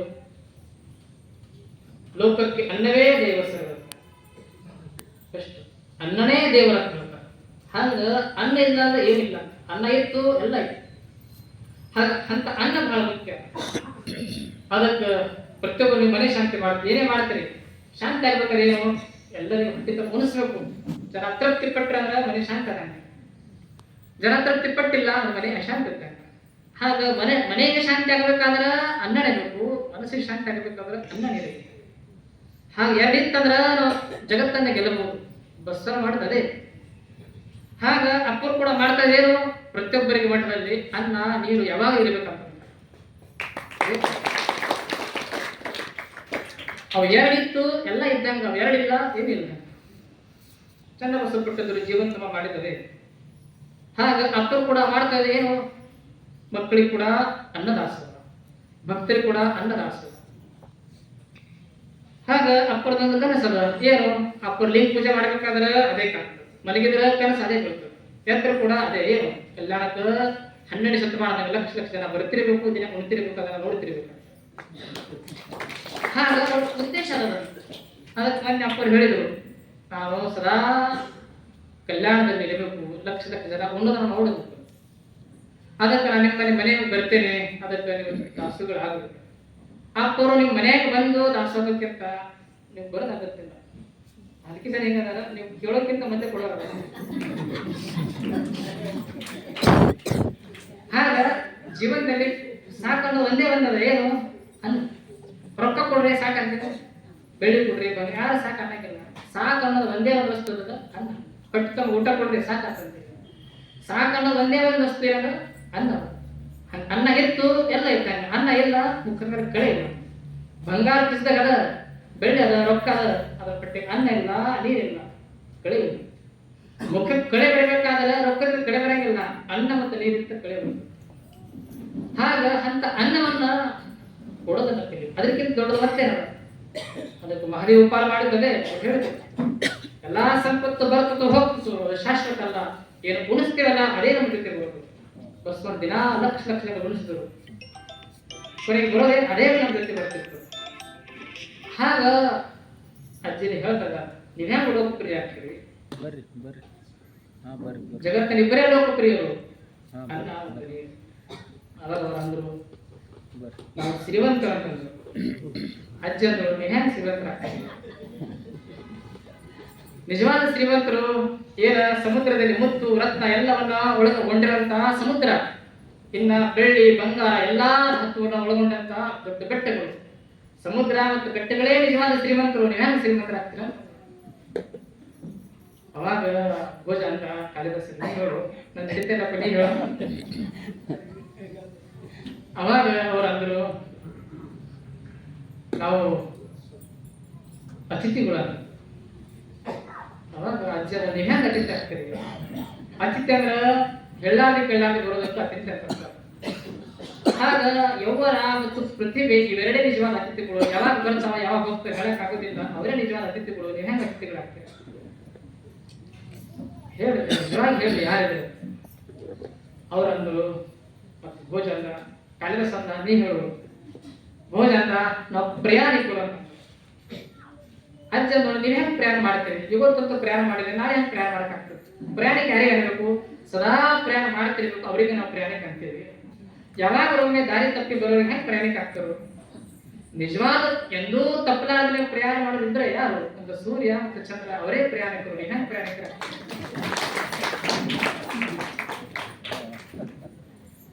ಅವಾಗ ಹೇಳಿದ್ವಿ ಯಾರಿದ್ರೆ? ಅವ್ರಂದ್ರು ನಾವು ಸಹನಶೀಲ. ನೀವು ಸಹನಶೀಲ? ನನ್ನ ಮಾತು ಕೇಳೇ ಒಂಥರ ಆಗ್ತದೆ, ತಾಳ್ಮೆ ಕೊಡ್ಕೊತಾ ಇದ್ದೇನೆ. ನೀವು ಹೆಂಗ್ ಸಹನಶೀಲ? ನೀವು ಸಹನಶೀಲ. ನಿಜವಾದ ಸಹನಶೀಲ ಯಾರಂತಂದ್ರ ಹೆತ್ತ ತಾಯಿ ಮಗ ಎಷ್ಟೇ ತಪ್ಪ ಮಾಡ್ಲಿ ಆದ್ರೆ ಮಕ್ಕಳನ್ನ ಅದೇ ಸದಾ ತಿದ್ದಿ ಅವನ್ನೆಲ್ಲ ಸ್ವಚ್ಛ ಮಾಡಿ ಹೆತ್ತ ತಾಯಿ ಮತ್ತು ಭೂತಾಯಿ ಎರಡೇ ನಿಜವಾದ ಸಹನಶೀಲರು. ಎಷ್ಟೇ ಭೂಮಿಗೆ ಇದು ಮಾಡ್ರಿ, ಕಷ್ಟ ಕೊಡ್ರಿ, ಅದರ ಭೂಮಿ ಕ್ಷಮ ಮಾಡಿ ಬರೇ ಸಹನಶೀಲರು. ನೀವೇನು ಸಹನಶೀಲ ಹೇಳಿದ್ರೆ ನಿಜವಾಗಿ ಹೇಳಿದ್ರಿ ಯಾರಿದ್ರ? ಅವಾಗ ಅವರಂದ್ರು ನಾವು ಪರದೇಶಿದ್ದೀವಿ. ಅವಾಗ ಅಜ್ಜಿ ಹೇಳ್ತದೆ ನೀ ಹೆಂಗ್ ಪರದೇಶ ಆಗ್ತೀರಿ? ಪರದೇಶ ಯಾರಿಗೆ ಇರಬೇಕು? ಯಾರಿಗೆ ತಂದೆ ಅಂತ ಯಾರಿಲ್ಲ ಅವ್ರಿಗೆ ಪರದೇಶಿ. ಆಗ ಜಗತ್ತಿನ ಒಬ್ಬನೇ ಒಬ್ಬ ಪರದೇಶಿ ಆತ ಆತ್ಮ. ಆತ್ಮನಿಗೆ ಹುಟ್ಟಿಲ್ಲ, ಸಾವಿಲ್ಲ, ತಾಯಿ ಇಲ್ಲ, ತಂದಿಲ್ಲ, ಆತ್ಮ ಒಬ್ಬನೇ ಪರದೇಶಿ. ನೀವು ಹೆಂಗ್ ಪರದೇಶ ಆಗ್ತೀರ? ಹೇಳ್ರಿ ನಿಜವಾಗಿ ಹೇಳ್ರಿ ಯಾರಿಲ್ಲ. ಅವರಂದ್ರು ಸನ್ಯಾಸಿಗಳು. ನೀವು ಸನ್ಯಾಸಿಗಳ? ಸನ್ಯಾಸಿ ಯಾರಿಗೆ ಇರಬೇಕು? ಅದು ಎಲ್ಲರಿಗೆ ಪ್ರಿಯ, ಅದ ಎಲ್ಲರಿಗೆ ಹಿಡಿಸ್ತದ, ಆದ್ರೆ ನಮ್ಮ ಮನೆಗೆ ಇರಬಾರ್ದು ಅನ್ಸ್ತದೆ. ಅದಕ್ಕೆ ಸನ್ಯಾಸಿ. ಎಲ್ಲರಿಗೂ ಪ್ರಿಯ ಅದ, ಎಲ್ಲರಿಗೆ ಹಿಡಿಸ್ತದ, ಸನ್ಯಾಸಿ ಒಳ್ಳೇದು, ಆದ್ರೆ ನಮ್ಮ ಮನೆಗೆ ಇರಬಾರ್ದು ಅಂತ ಸತ್ಯ ಮತ್ತು ಶಾಂತಿ ಅವರೇ ಎಲ್ಲ ಸನ್ಯಾಸಿಗಳು. ನೀವು ಹೆಂಗ್ ಸನ್ಯಾಸಿಗಳು ಅಂತ? ಸತ್ಯ ಎಲ್ಲರಿಗೂ ಬೇಕು, ಶಾಂತಿ ಎಲ್ಲರಿಗೂ ಬೇಕು, ಆದ್ರೆ ನಮ್ಮ ಮನೆಗೆ ಬೇಡ. ಸತ್ಯ ನಾವು ಮಾತಾಡಬಾರ್ದು, ಸತ್ಯ ಮಾತಾಡಿದ್ರೆ ವ್ಯಾಪಾರ ನಡೆಯಂಗಿಲ್ಲ. ಎಲ್ಲರೂ ಸತ್ಯ ಬಯಸ್ತಾರ, ಯಾರು ಮಾತಾಡಂಗಿಲ್ಲ. ಹಂಗ ಸನ್ಯಾಸಿ ಚಲೋ, ಅದರ ಬೇರೆ ಮಕ್ಕಳಾಗಬೇಕಲ್ಲ, ಮಕ್ಕಳ ಸನ್ಯಾಸಿ ಆಗಬೇಕು. ನೀವ್ ಹೆಂಗ್ ಆಗ್ತೀರ? ಅವಾಗ ಹೇಳ್ರಿ ನಿಜವಾಗಿ ಹೇಳಿದ್ರಿ ಆಯ್ತು. ಇಷ್ಟು ನಿರಾಶೆ ಆಗಿದ್ರು. ಯಾಕೆ ಏನ್ ಹೇಳಬೇಕು ಹೇಳಕ್ ತಿಳಿತಾ ಇರ್ಲಿಲ್ಲ. ಇಬ್ಬರ ನಿರಾಶಾಗಿ ಹತಾಶಾಗಿ ಅಂದ್ರು ನಾವು ಸೋತವ್ರು. ಅವಾಗ ಅಜ್ಜ ಅಂದ್ರು ನೀವು ಹೆಂಗ್ ಸೋತವ್ರು? ಯಾರು ನಮ್ಗೆ ಸಾಕಲಾರಷ್ಟ ಮಕ್ಕಳು ಹಳಿತಾರ, ಯಾರು ತಿರ್ಲಾರಷ್ಟ ಸಾಲ ಮಾಡ್ತಾರ, ಅವರೇ ನಿಜವಾಗ್ಲೂ ಸೋತವ್ರು. ನೀವ್ ಹೆಂಗ್ ಸೋತವ್ರು? ಸಾಲ ಮಾಡಿ ತೀರ್ಸ್ದಕ್ ಆಗಿಲ್ಲ ಅಂದ್ರೆ ಅವ್ರು ಸೋತವ್ರು. ಮಕ್ಕಳು ಇಷ್ಟ ಮಕ್ಕಳ ಅದಾರ, ಆ ಮಕ್ಕಳ ಜೋಪಾನ ಮಾಡ್ಲಕ್ ಆಗಲಿಲ್ಲ, ಅವ್ರು ಸೋತವ್ರು. ಚೀನಾ ದೇಶದಲ್ಲಿ ಒಂದು ಕಾನೂನು ತಂದ್ರಂತೆ ಕೆಲವು ವರ್ಷದಿಂದ. ಒಂದ ಮನೆಗೆ ಒಂದೇ ಮಗು ಇರಬೇಕು. ಎರಡು ಮಗ ಆದ್ರ ರೇಷನ್ ಕಾರ್ಡ್, ಮೂರನೇ ಮಕ್ಕಳಾದ್ರ ನೌಕರಿ ಕಾರ್ಡ್, ನಾಲ್ಕನೇ ಮಕ್ಕಳಾದ್ರ ಜೈಲಿ ಹಾಕ್ತಾರೆ, ಐದನೇ ಮಕ್ಕಳಾದ್ರ ಗಣ ಶಿಕ್ಷೆ. ಅವ್ರು ಕಮ್ಯುನಿಸ್ಟ್ ಸರ್ಕಾರ ಕಾನೂನು ತಂದಿದ್ರು 3-4 ವರ್ಷದಿಂದ. ಎಲ್ಲ ಕಡೆ ಸ್ಟ್ರಿಕ್ಟ್ ಕಾನೂನು, ಅವರು ಎಲ್ಲ ಕಡೆ ಹೆಂಗೆ ನಡೀತು. ಮತ್ತ ಒಂದಕ್ಕಿಂತ ಮಕ್ಕಳು ಯಾರಿಗೂ ನಡೀತಾ ಇಲ್ಲ. ಎರಡಾದ್ರೂ ಮತ್ತೆ ರೇಷನ್ ಕಾರ್ಡ್ ಹಾಕ್ತಾರೆ. ಒಬ್ಬರಿಗೆ 18 ಮಕ್ಕಳು. ಎಲ್ಲರಂದ್ರು ಆ ದಿವಸ ಪೊಲೀಸರು ಬಂದ್ರು, ಎಲ್ಲ ಮನೆಗೆ ನೋಡಕ್ ಬಂದ್ರು. ಎಲ್ಲರಂದ್ರೆ ಇವತ್ತಂತವ್ರಿ ಗಲ ಶಿಕ್ಷೆ. ಯಾಕೆ 5 ಮಕ್ಕಳು ಆದ್ರೆ ಗಲ ಶಿಕ್ಷೆ, 18 ಅದ. ಅವಾಗ ಎಲ್ಲ ಮನೆ ಚೆಕ್ ಮಾಡಕ್ ಶುರು ಮಾಡಿದ್ರು. ಇವ್ರೇನ್ ಮಾಡಿದ್ರು ಅಂದ್ರೆ 18 ಮಕ್ಕಳಿಗೆ ಮನೆ ಕೂಡಿಸಿ, ಅಂಗಳ ಕೂಡಿಸಿ, ಬೋರ್ಡ್ ಹಾಕಿ ಮನೆಗೆ ಶುರು ಮಾಡಿದ್ರು. ಎಲ್ಲ ಮನೆಗೆ ಬಂದ್ರು. ಎಲ್ಲರಂದ್ರೆ ಇವರಿಗೆ ಶಿಕ್ಷೆ ಆಗ್ತದೆ. ಅವರಿಗೆ ಅವತ್ತು ದಿವಸ ಉಣ್ಲಿಕ್ಕೆ ತಿನ್ಲಿಕ್ಕೆ ನಾಷ್ಟ ಎಲ್ಲ ಅಕ್ಕಪಕ್ಕ ಮನೆಗೆ ಕೊಟ್ರು. ಯಾಕಂದ್ರೆ ನಾಳೆ ಅವ್ರು ಸಿಗಲ್ಲ, ಮುಗಿತಾರೆ. ಪೊಲೀಸ್ ಎಲ್ಲ ಮನೆಗೆ ಬಂದ್ರು, ಇವ್ರ ಮನೆಗೆ ಬಂದ್ರು, ನೋಡಿ ಹಾಗೆ ಹೋದ್ರು. ಅವ್ರಿಗೆ ಏನು ಮಾಡಿಲ್ಲ. ಜನ ಬಂದು ಕೇಳಿದ್ರು, ಯಾಕೆ ನಿಮ್ಗೆ ಏನು ಮಾಡಿಲ್ಲ? ಇಲ್ಲ, ಈ ಮಕ್ಕಳು ನೋಡಲ್ಲ, ಅಂಗನವಾಡಿ ಶಾಲೆ ತಿಳ್ಕೊಂಡು ಹೋಗಿರುತ್ತೆ.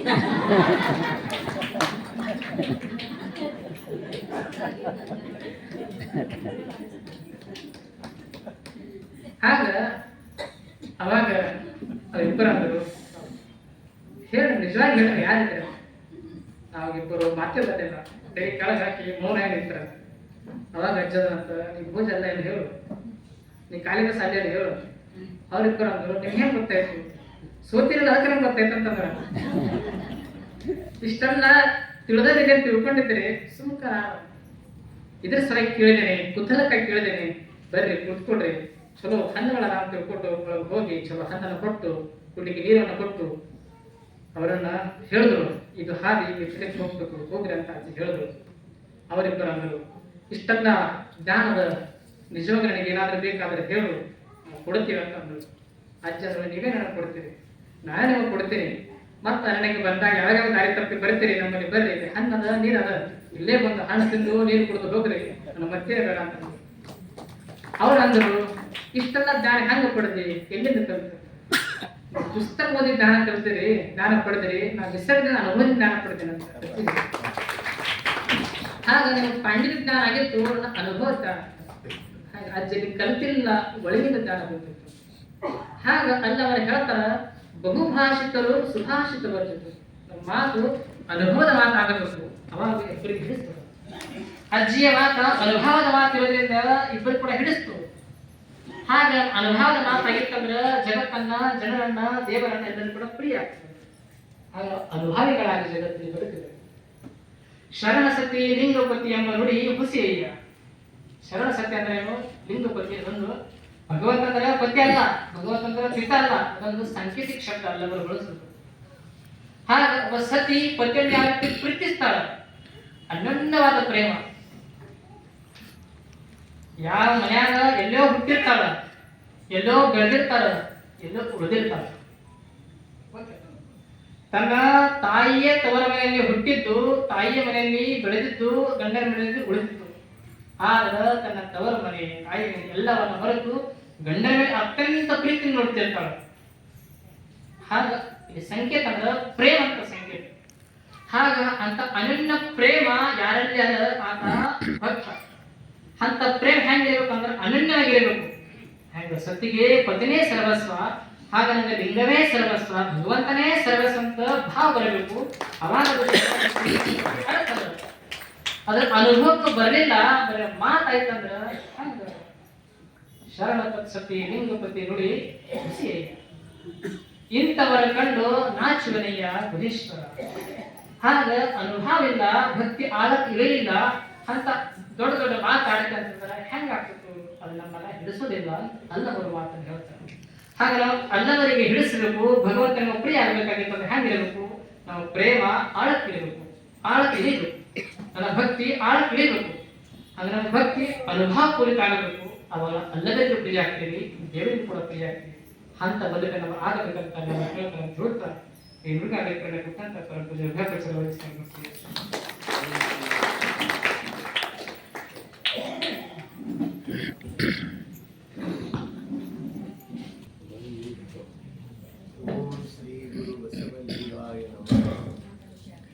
ಧರ್ಮಗುರು ಬಸವ ತಂದೆಯ ಪಾದಕ್ಕೆ ವಂದಿಸಿ ಸದ್ಗುರುಗಳ ಚರಣಕಮಲಗಳನ್ನು ಸ್ಮರಣೆ ಮಾಡಿಕೊಂಡು ಇಲ್ಲಿ ನೆರೆದಿರುವಂತಹ ಪೂಜ್ಯರಿಗೂ ತಮ್ಮೆಲ್ಲರಿಗೂ ಸರ್ವರಿಗೂ ಶರಣಾರ್ಥಿ. ಬಂಧುಗಳೇ,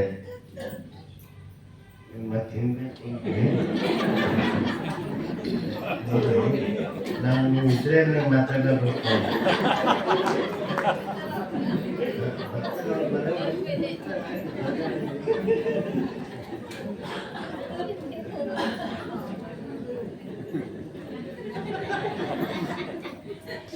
ನೀವೇ ಹೇಳಿದವರಿದ್ದೀವಿ, ನಾವು ಮತ್ತೆ ನಿಮ್ಗೆ ನೋಡಿದ್ರೆ ವಿಷಯವನ್ನು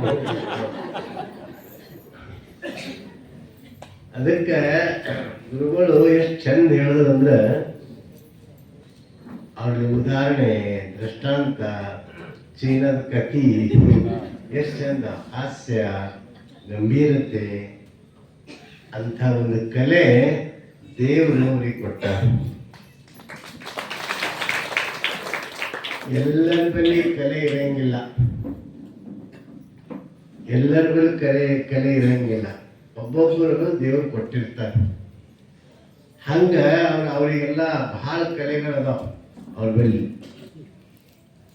ಇಷ್ಟೆಲ್ಲ ಮಾತಾಡ್ತಾರೆ ಎಲ್ಲರಿಗೆ ಅವ್ರ ಮಾತಿನಾಗ ಇದು ಸಿಕ್ಕಾಗ್ತದೆ. ಅವ್ರು ಯಾರಿಗೆ ಸಿಗಲ್ಲ, ಅಷ್ಟು ಚಂದ ಮಾತಾಡ್ತಾರೆ. ಮತ್ತು ಅವ್ರು ಪ್ರೀತಿಯಿಂದ ಮಾತಾಡ್ತಾರೆ. ನಾವು ಸ್ವಲ್ಪ ಇದಾದ್ರೆ ನಾವು ಆವೇಶ ಆಗ್ತದೆ ನಮಗೆ. ಅವ್ರ ಆವೇಶ ಇಲ್ಲೇನಿಲ್ಲ, ಸರಳ ಮಾತಾಡ್ತಾನೆ. ಒಬ್ರು ತೋಳೇಶ್ ಬಂದ್ರು ಅಷ್ಟೇ ಸರಳ ಮಾತಾಡ್ತಾರೆ, ಹೆಂಗೆ ಮಾತಾಡಿದ್ರು ಅಷ್ಟೇ ಸರಳ ಮಾತಾಡ್ತಾರೆ. ಹಂಗೆ ಅದೊಂದು ದೇವರು ಒಬ್ಬೊಬ್ಬರಿಗೆ ಒಂದೊಂದು ಪ್ರತಿಭೆ ಹಂಚ್ತಾರೆ.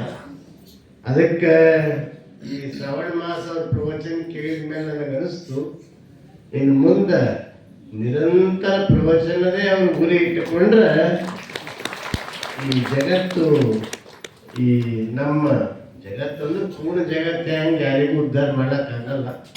ನಮ್ಗೆ ಎಷ್ಟು ಸಾಧ್ಯ ಆಯ್ತದ ಅಷ್ಟು ಜನರಿಗೆ ಅಲ್ಲ ಅವ್ರ ಹೃದಯದಾಗ ಜ್ಞಾನದ ಬೆಳಕು, ಬಸವ ಬೆಳಕು ಚಿಮ್ತದ ಅನ್ನುವಂಥ ನಮ್ದು ಇಚ್ಛೆ ಅದ. ಆ ಇಚ್ಛೆ ಪೂರ್ತಿ ಆಗ್ತದಂತ ನನಗೆ ಭರವಸೆಯೂ ಅದ. ಅವರು ಹೇಳಿದ್ರು ಅನುಭವ. ಅವ್ರಿಗೂ ಬಹಳ ದೊಡ್ಡ ಪಂಡಿತ್ ಯಾರು, ಕಾಳಿದಾಸ, ಭೋಜರಾಜ.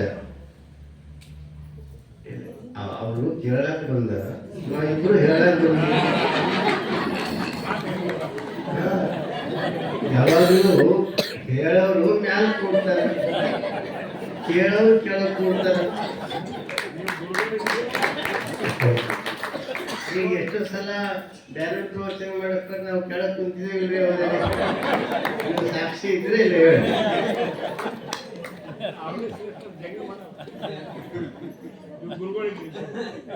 ಅಲ್ಲ, ಗುರುಗಳು ಇರ್ಲಿ, ಹೇಳಕ್ ಭಕ್ತರೆ, ಕೇಳುವಾಗ ಭಕ್ತರೆ, ಹೇಳಕ್ ಗುರುಗಳು, ಕೇಳಕ್ ಭಕ್ತರು.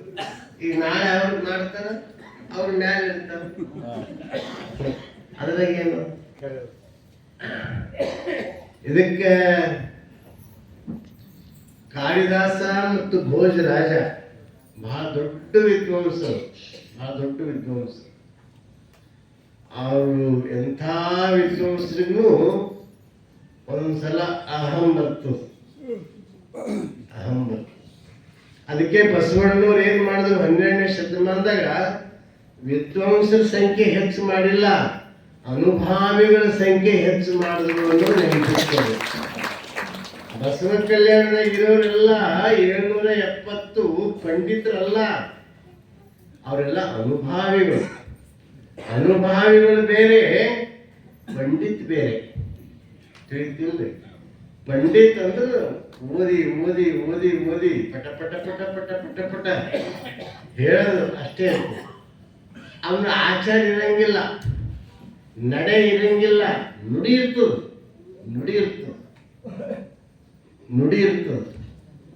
ನಾವು ಮಠದಾಗ ಮಾತಾಡ್ಕೊತ ಕುಂತಿದ್ದೆವು, ಯಾವುದೋ ವಿಷಯಕ್ಕೆ ಬಂತು, ಇವರೊಂದು ಕತೆ ಹೇಳಿದ್ರು. ನಾವು ಏನಂತಂದ್ರೆ,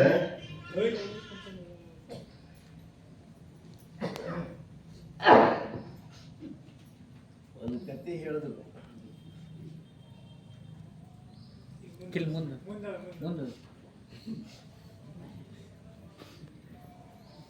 ಏನ್ ಹೇಳಿದ್ರು ಅಂದ್ರೆ, ಒಬ್ರು ಹಿಂಗೆ ಪುರಾಣ ಹೇಳ್ತಿದ್ರಂತ. ಮನೆಗೆಲ್ಲ ಅವತ್ತ ಪುರಾಣ ಹೇಳುವಾಗ ಅವ ಬಹಳ ಸ್ವಾರಸ್ಯವಾಗಿ ಹೇಳ್ತಿದ್ದ. ಅವತ್ತು ಅವನ ಹೆಂಡತಿನೂ ಕೇಳಕ್ ಬಂದರು. ಯಾರ ಹೆಂಡತಿ? ಪುರಾಣಿಕನ ಹೆಂಡತಿ. ಅವ ಚಂದ ಹೇಳ್ತಾ ಒಂದು ವಿಷಯ ಬಂತು. ಶ್ರಾವಣ ಮಾಸದಾಗ ಬದನೆಕಾಯಿ ಯಾರು ತಿಂತ್ರಿ ಅವ್ರಿಗೆ ನರಕಕ್ಕೆ ಹೋಗಿ ಕಾಯಿದ ಕಂಬಕ್ಕೆ ಕಟ್ಟಿ ಹೊಡಿತಾರ ಅಂತ ಹೇಳ್ದ. ಅದನ್ನು ಚಂದ ಬಿಂಬಿಸಂಗ್ ಹೇಳ್ದ. ಅವತ್ತ ಅವರು ಮನ್ಯಾಗ ಬದನೆಕಾಯಿ ಪಲ್ಯ ಮಾಡಂತ ಒಂದು 2-3 ಕಿಲೋ ತಂದು ಇಟ್ಟಿದ್ದ. ಆಕಿ ಮನೆಗೆ ಹೋಗಿ ಕೂಡಲೇ ಅಷ್ಟು ಬದನೆಕಾಯಿ ತಿಪ್ಪಾಗ ಹಾಕಿದ್ರು. ಇವಾಗ ಮನೆಗೆ ಹೋದ, ಊಟಕ್ಕೆ ಕುಂತ, ಊಟ ಮಾಡತ್ತ ಬದನೆಕಾಯಿ ಪಲ್ಯ ಇಲ್ಲದ ಹಚ್ಚು ಅಂದ. ನೀವೇ ಏನ್ ಹೇಳಿದ್ರಿ ರೋಷನ್ದಾಗ? ನಿಮ್ಮ ಪ್ರಭಾವದಿಂದ ಬದನೆಕಾಯಿ ಎಲ್ಲ ತಿಪ್ಪೆಗೆ ಹಾಕಿನ ನಾನು. ಎಲೆ ಹುಚ್ಚಿ, ನೀವು ಹುಚ್ಚಿದ್ದೆ ಅದಲ್ಲ. ಅದು ಬದನೆಕಾಯಿ ಅದು ಹೇಳಕ್ಕಾಯ್ತು. ಆಗಿನ ಕಾಲದಾಗ ಅದೆಲ್ಲ ಕಬ್ಬಿನ ಕಡ್ದು ಅದೆಲ್ಲ ತಣ್ಣಗಾಗಿ ಮಾಡಿ ಬದನೆಕಾಯಿ ಪಲ್ಯ ಮಾಡಂದು.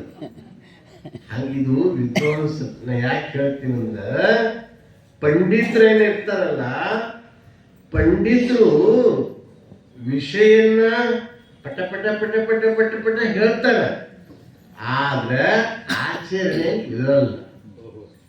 ಶರಣರಲ್ಲಿ ಏನ್ ಮಾಡ್ತೀವಿ ನಾವು, ಅಲ್ಲಿ ಆಚಾರನೂ ಅದ, ವಿಚಾರನೂ ಅದ, ನಡೆನೂ ಅದ, ನುಡಿನೂ ಅದ. ನಡೆ ಮತ್ತು ನುಡಿ ಎರಡೂ ಇರೋರು ಅನುಭಾವಿಗಳು ಅಂತ ಕರೀತಾರ. ಅವರಿಗೆ ಶರಣರು ಅಂತ ಕರೀತಾರೆ. ನಡೆ ಬೇರೆ ನುಡಿ ಬೇರೆ ಇದ್ದವ್ರಿಗೆ ಶರಣರು ಅನ್ನಲ್ಲ, ಅನುಭಾವಿಗಳು ಅನ್ನಲ್ಲ. ನಡೆನೂ ಒಂದೇ, ನುಡಿನೂ ಒಂದೇ. ನಾವು ಓದ್ತೀವಿ ಪುಸ್ತಕ, ಓದಿದ್ರೆ ಒಂದು ಸ್ವಲ್ಪ ನಮ್ಮ ಜೀವನದಾಗ ಸ್ವಲ್ಪ ಆಚರಣೆಯಲ್ಲಿ ತರ್ಲಿಕ್ಕೆ ಪ್ರಯತ್ನ ಮಾಡ್ಬೇಕು. ನಾವು ಪ್ರಯತ್ನ ಮಾಡಬೇಕು, ಎಷ್ಟದ ಪ್ರಯತ್ನ ಮಾಡಬೇಕು. ಈ ಮಾರ್ಗದಾಗ ಸಾಕ್ತಾ ಇರಬೇಕು. ಅಂದ್ರೆ ನಾವು ಅನುಭಾವಿಗಳ ಮಾರ್ಗದಾಗ ನಡೆದಿದ್ದೀವಪ್ಪ ಅನ್ನೋಂಥ ಒಂದು ತೃಪ್ತಿ ಇರ್ತದೆ, ನಮ್ಗೆ ಒಂದು ಸಮಾಧಾನ ಇರ್ತದೆ ನಮಗೆ. ಅದಕ್ಕೆ ಅಂಥ ಶರಣರ ಮಾರ್ಗ ಅನುಭವ ಮಾರ್ಗದ ವಿನಃ ಅದು ಪಾಂಡಿತ್ಯ ಮಾರ್ಗ ಅಲ್ಲ ಅನ್ನೋದು ನಾವು ನೆನಪಿಟ್ಕೋಬೇಕು. ಪಾಂಡಿತ್ಯ ಇನ್ನೊಂದು ಉದಾಹರಣೆ ನಿಮ್ಗೆ ಹೇಳ್ಬೇಕಾದ್ರೆ, ಪಾಂಡಿತ್ಯ ಅಂದ್ರೆ ಕೆರೆ ಇದ್ದಂಗೆ. ಕೆರೆ ಅನುಭವ ಅಂದ್ರೆ, ಅನುಭಾವಿ ಅಂದ್ರೆ ಹೆಂಗಿದ್ದಂಗೆ, ಭಾವಿ ಇದ್ದಂಗೆ. ಕೆರೆ ನೀರು ಮಳೆ ಬಿತ್ತಂದ್ರೆ ದಳ್ಳ ಹೋಗಿ ಕೆರೆ ನಿಂದಿರ್ತದೆ. ಅದು ನೀರು ಮುಗಿತು ಅಂದ್ರೆ ಕೆರೆ ಖಾಲಿ ಆಯ್ತು. ಭಾವಿ ಹಂಗಲ್ಲ. ಭಾವಿಗೆ ಏನು ಬರ್ತದ್ರಿ, ಅದು ಒಳಗಿನ ಝರಿ ಇರ್ತದು, ಒಳಗಿನ ಅದು ನಿರಂತರವಾದದು ಹರ್ಕೋತಿರ್ತು. ಅವನ ಜ್ಞಾನ ಎಲ್ಲ ಹೇಳ್ದಾದ್ರೆ ಅವನ ಜ್ಞಾನ ಖಾಲಿ ಇರ್ತದ. ಅನುಭಾವಿಗಳು ಹೇಳ್ತಾ ಹೋದಂಗ ಇವರ ಅನುಭವ ಜ್ಞಾನ ಹೆಚ್ಚಾಯ್ತದೆ ವಿನಃ ಕಡಿಮೆ ಆಗೋದಿಲ್ಲ. ಇದಕ್ಕೆ ಅನುಭಾವ ಅಂತ, ಅನುಭಾವಿ ಅಂತ. ಅದಕ್ಕೆ ಅನುಭವ ಬೇರೆ, ಅನುಭಾವ ಬೇರೆ. ಅನುಭವ ಅಂದ್ರೇನು, ಈಗ ಇಲ್ಲೊಂದು ಹಳ್ಳ ಬೆಳ್ಳದ, ಇದನ್ನು ಉಪ್ಪದನೋ ಸಕ್ರಿ ಅದನೋ ಪಟ್ಕ ಅದನೋ ಏನದನೋ ಅಂತ ಗೊತ್ತಾಗ್ಬೇಕಾದ್ರೆ ಏನ್ ಮಾಡ್ಬೇಕ್ರಿ, ನ್ಯಾಲ್ಗಿ ಮೇಲೆ ಇಟ್ಕೋಬೇಕು. ಅವಾಗ ಅದು ಇದು ಏನ್ ಸಕ್ರಿ ಇದ್ರೆ ಏನದ ಅನ್ನೋದು ಗೊತ್ತಾಗ್ತದೆ. ಇದಕ್ಕೇನಂತಾರ, ಅನುಭವ ಅಂತ. ಅಂದ್ರೆ ಲೌಕಿಕ ಇಂದ್ರಿಯಗಳಿಗೆ ಗೋಚರವಾಗಿರುವಂಥದ್ದೇನದ ಅದಕ್ಕೇನಂತಾರ, ಅನುಭವ ಅಂತ ಕರೀತಾರೆ. ಲೌಕಿಕ ಇಂದ್ರಿಯಗಳಿಗೆ ಕಣ್ಣು, ಕಿವಿ, ಮೂಗು, ನಾಲಿಗೆ, ತ್ವಚ ಇವೇನದಾವಲ್ಲ ಪಂಚೇಂದ್ರಿಯಗಳು, ಪಂಚೇಂದ್ರಿಯಗಳಿಗೆ ನಿಲುಕುವಂತಹ ಜ್ಞಾನಕ್ಕ ಅನುಭವ ಅಂತ. ಅನುಭವ ಅಂದ್ರೆ ಏನು ಅಂದ್ರೆ, ಯಾವುದರಿಂದ ನಮಗ ಅತ್ಯಂತ ಆತ್ಮಾನಂದ ಆಗ್ತದೋ, ಯಾವುದರಿಂದ ನಮಗ ಶಾಂತಿ ಸಂತೃಪ್ತಿ ಸಿಗ್ತದೋ ಆ ಪರವಸ್ತುವಿನ ಜ್ಞಾನ, ಪಾರಮಾರ್ಥಿಕ ಜ್ಞಾನ ಸಂಪಾದನೆ ಮಾಡಿ ನಾವು ಹೆಂಗ ಶಾಂತಿ ಸಮಾಧಾನದಿಂದ ಬಾಳ್ತೀವಲ್ಲ, ಇದಕ್ಕೇನಂತಾರ ಅನುಭಾವ ಅಂತ ಕರೀತಾರೆ. ಇದು ಲೌಕಿಕ ಇಂದ್ರಿಯಗಳಿಗೆ ಸಿಗುವಂಥದ್ದಲ್ಲ. ಇದು ಲೌಕಿಕ ಇಂದ್ರಿಯಗಳಿಗೆ ಅನುಭವ ಸಿಗೋಂಥದ್ದಲ್ಲ. ಇದು ಅದನ್ನು ಅನುಭವಿಸ್ಬೇಕು ಅಷ್ಟೇ, ಹೇಳಕ್ ಬರಲ್ಲ, ಅದು ಹೇಳಕ್ ಬರಲ್ಲ. ಇದು ಒಂದು ಹಣ್ಣದ, ಹೆಂಗದ ರುಚಿ ರುಚಿ ಹೆಂಗದ ತೋರಿಸಂದ್ರೆ ಹೆಂಗ್ ತೋರಿಸ್ತೀರಿ ನೀವು? ತೊಡೆ ತಿಂದು ನೋಡಪ್ಪ ಅನ್ಬೇಕಾಯ್ತು ಅಷ್ಟೇ. ಹಂಗ ಅನುಭವ ಅಂದ್ರೆ ನಾವು ಅನುಭವಿಸ್ಬೇಕು. ಪರಮಾತ್ಮ ಅನ್ನೋದು, ದೇವರನ್ನೋದು ಸಿಗದಲ್ಲ, ನೋಡ್ಲಿಕ್ಕೆ ಸಿಗದಲ್ಲ, ಕಣ್ಣಿಗೆ ಕಾಣೋದಲ್ಲ. ಅದು ಕಣ್ಣಿಗೆ ಕಾಣೋದು ಬೇರೆ. ಪರಮಾತ್ಮನ ಕರುಣೆಯಿಂದ ಯಾರೋ ಬಂದು ನಿಮ್ಗೆ ಸಹಾಯ ಮಾಡ್ತಾರ, ಅವ್ರು ಪರಮಾತ್ಮನಂತೆ ಕಾಣ್ತಾರ, ಅದು ಬೇರೆ. ಆದ್ರೆ ನಿಜವಾದ ಪರಮಾತ್ಮನ ಅನುಭವ ನಾವು ಹೃದಯದಿಂದ ಅನುಭವಿಸಲಿಕ್ಕೆ ಬರ್ತದೆ ವಿನಃ ಕಣ್ಣಿನಿಂದ ನೋಡ್ಲಕ್ಕಾಗ್ಲಿ ಕಿವಿಯಿಂದ ಕೇಳಕ್ಕಾಗ್ಲಿ ಎಂದು ಬರಲ್ಲ. ಸುಮ್ಮ ಅವೆಲ್ಲ ಇದು ಇರ್ತದೆ. ಈ ಕೆಲವರು ಕುಣಿತಿರ್ತಾರೆ, ದೇವರು ದೇವರು ಪಾಪ ಹಗಲು ರಾತ್ರಿ ಧ್ಯಾನ ಮಾಡ್ತಾರೆ, ದಿನ 3 ತಾಸು ಮಾಡ್ತಾರೆ. ಇವ್ರಿಗೆ ದೀಕ್ಷೆ ಆಗಿದ್ದು ಹಿಡಿದು ಮಾಡ್ತಾರೆ, ಮುಂಜಾನೆ ಸಾಯಂಕಾಲ. ಇಷ್ಟು ಧ್ಯಾನ ಮಾಡಿದ್ರು ನಿಮ್ ಎಂದರ ಮುಂದೆ ಬಂದು ನಿಂತಾನೇನ್ರಿ? ಇಲ್ಲ, ಎಂದು ಮುಂದೆ ಬಂದು ನಿಂತು ನೀವು ಮುಂದೆ ಕುಂತ್ರೆ ಹಿಂಗಾಯ್ತು ಒಂದು ಪ್ರವಚನ. ಎಂದೂ ಮುಂದೆ ಬಂದು ನಿಂತಿಲ್ಲ. ಅವ್ರೇನು ಧ್ಯಾನ ಮಾಡೋರು, ತಪಸ್ಸು ಮಾಡೋರು, ಜಪ ಮಾಡೋರು, ಹಾ ಹಾ ಹಾ ಹಾ ಹಾ ಅಂತ ಹಿಂಗ್ ಕೂದಲು ಹಿಂಗ್ ಇವ್ ಪಾಪ ಮಳ್ಳು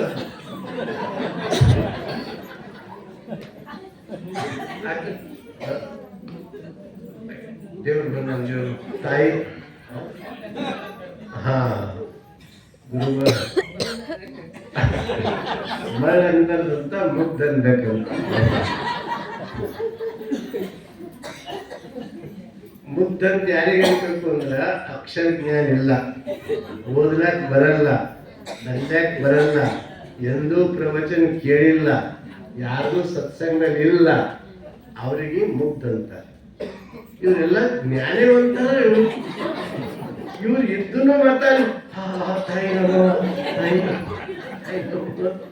ಸುಖ ಹಾಕದೆ ಹಾಕ್ತಾರ, ಮಾಡದೆ ಮಾಡ್ತಾರ. ಇದು ಅಲ್ಲ. ಅದಕ್ಕ ನಾವೇನ್ ಮಾಡ್ಬೇಕು? ಇದಕ್ಕೇನಂತಾರ, ಅದು ಅನುಭಾವ ಅಂತ ತಿಳಿತಿಲ್ಲ. ಇನ್ನೊಂದು ಶಬ್ದದ ಅನುಭೂತಿ ಅಂತ ಒಂದು ಶಬ್ದದ. ಅನುಭೂತಿ ಅಂದ್ರೆ ಏನು? ನಾವು ಅನುಭಾವದಿಂದ ಏನು ಅನುಭವಿಸ್ತೀವಲ್ಲ, ಅದನ್ನ ಏನ್ ನಮಗೆ ಒಂದು ಸುಖ ಸಿಗ್ತದ, ಅದರಿಂದ ನಮ್ಗೆ ಏನೊಂದು ಆನಂದ ಸಿಗ್ತದ, ಆ ಆನಂದ ಕ್ಷಣಿಕ ಇರಲ್ಲದು, ಕ್ಷಣಿಕ ಇರಲ್ಲ. ಈಗ ನೀವು ಏನೋ ಚಂದ ಇವತ್ತು ಜಾಮೂನೋ ಹೋಳಿಗೆನೋ ಮಾಡಿ ಉಂಟಿದ್ವಿ, ಉಂಡಾಗ ಅಷ್ಟು ಸುಖ ಇತ್ತು. ಮತ್ತು ನಾವು ಹೋದ ಪಂಚಮಿ ಹೋಳಿಗೆ ಉಂಡಿನಂತ ಇವತ್ತು ನೆನೆಸ್ಕೊಂಡ್ರೆ ಆನಂದ ಆಯ್ತದ? ಆಗಲ್ಲ, ಆಗಲ್ಲ. ಅದು ಕ್ಷಣಿಕಷ್ಟೇ. ಇವ್ರೇನೋ ಒಂದು ಕತ್ತಿ ಹೇಳಿದ್ರಿ, ಭೋಜರಾಜನ್ ಕಾಳಿದಾಸನ್ ಕತ್ತಿ ಹೇಳಿದ್ರು. ನೀವು ಮನೆಗೆ ಹೋಗಿ ನೆನೆಸ್ಕೊತೀರ ಅಷ್ಟೆ, ನೆನೆಸಿದಾಗ ಅಷ್ಟು ಸುಖ ಸಿಕ್ತು, ಸ್ವಲ್ಪ ಆನಂದ ಅನಿಸ್ತು. ಆದ್ರೆ ಇದು ಒಂದು ಸ್ವಲ್ಪ ದಿವಸ ಅಷ್ಟೇ. ಆದ್ರೆ ಯಾವಾಗ ಸದಾ ಆನಂದವಾಗಿ, ಸದಾ ಶಾಂತಿಯಿಂದ ಉಳ್ಳವರ, ಸದಾ ಸಮಾಧಾನ ಸಂತೃಪ್ತಿ ಉಳ್ಳವರ ಆಗ್ಬೇಕಾದ್ರೆ ಅದು ಯಾವುದರಿಂದ ಅಂದ್ರೆ ಅನುಭಾವಿಗಳಾದ್ರೆ ಅದು ಆನಂದಕ್ಕ ಸದಾ ಆನಂದ ಯಾರಿಗಿರ್ತದೋ, ಸದಾ ಶಾಂತಿ ಸಂತೃಪ್ತಿಯಿಂದ ಯಾರು ಬದುಕಿರ್ತಾರೋ, ಸದಾ ಸಮಾಧಾನ ಸಂತೃಪ್ತಿಯಿಂದ ಯಾರು ಇರ್ತಾರೋ ಅವ್ರಿಗೆ ಏನಂತಾರಂದ್ರೆ ಅದು ಆ ಸಂತೃಪ್ತಿ ಸಮಾಧಾನ ಅನುಭವಿಸೋದಕ್ಕ ಅನುಭೂತಿ ಅಂತ ಕರೀತಾರೆ. ಅನುಭವ, ಅನುಭಾವ ಮತ್ತ ಅನುಭೂತಿ. ಇದು ಸ್ಪಷ್ಟ ಇತ್ತಂದ್ರ ಅಧ್ಯಾತ್ಮ ತಿಳಿತದ ಅಂತ ಹೇಳ್ತಾರೆ ನನ್ನವರೆಲ್ಲ. ಅಂದ್ರೆ ಅದಕ್ಕೆ ನಾವೇನ್ ಮಾಡ್ಬೇಕು, ನಮ್ಗೆ ಅನುಭವ ಅಂತೂ ಸಾಕಷ್ಟಿದೆ. ಲೌಕಿಕ ಎಲ್ಲ ಅನುಭವ, ಮನೆಗಿನ ಹೊರಗಿನ ನೆಂಟರು ನೆಲ್ಲರು ಬಂಧು ಬಳಗ ಏನದ ಎಲ್ಲ ಅನುಭವ ಸಾಕಷ್ಟಿದೆ. ಆದ್ರೆ ನಮ್ಮಲ್ಲಿ ಏನು ಕೊರತೆ ಅಂದ್ರೆ ಅನುಭವದ ಕೊರತೆ ಇದೆ. ಈ ಪ್ರವಚನ, ಈ ಸತ್ಸಂಗ ಅವ್ರಿಗೆ ಹೇಳೋದು, ನಾವು ಹೇಳೋದು, ಮತ್ತು ಹೊರಗಿನವರಿಗೆಲ್ಲ ಕರ್ಸಿ ಹೇಳಿಸೋದು.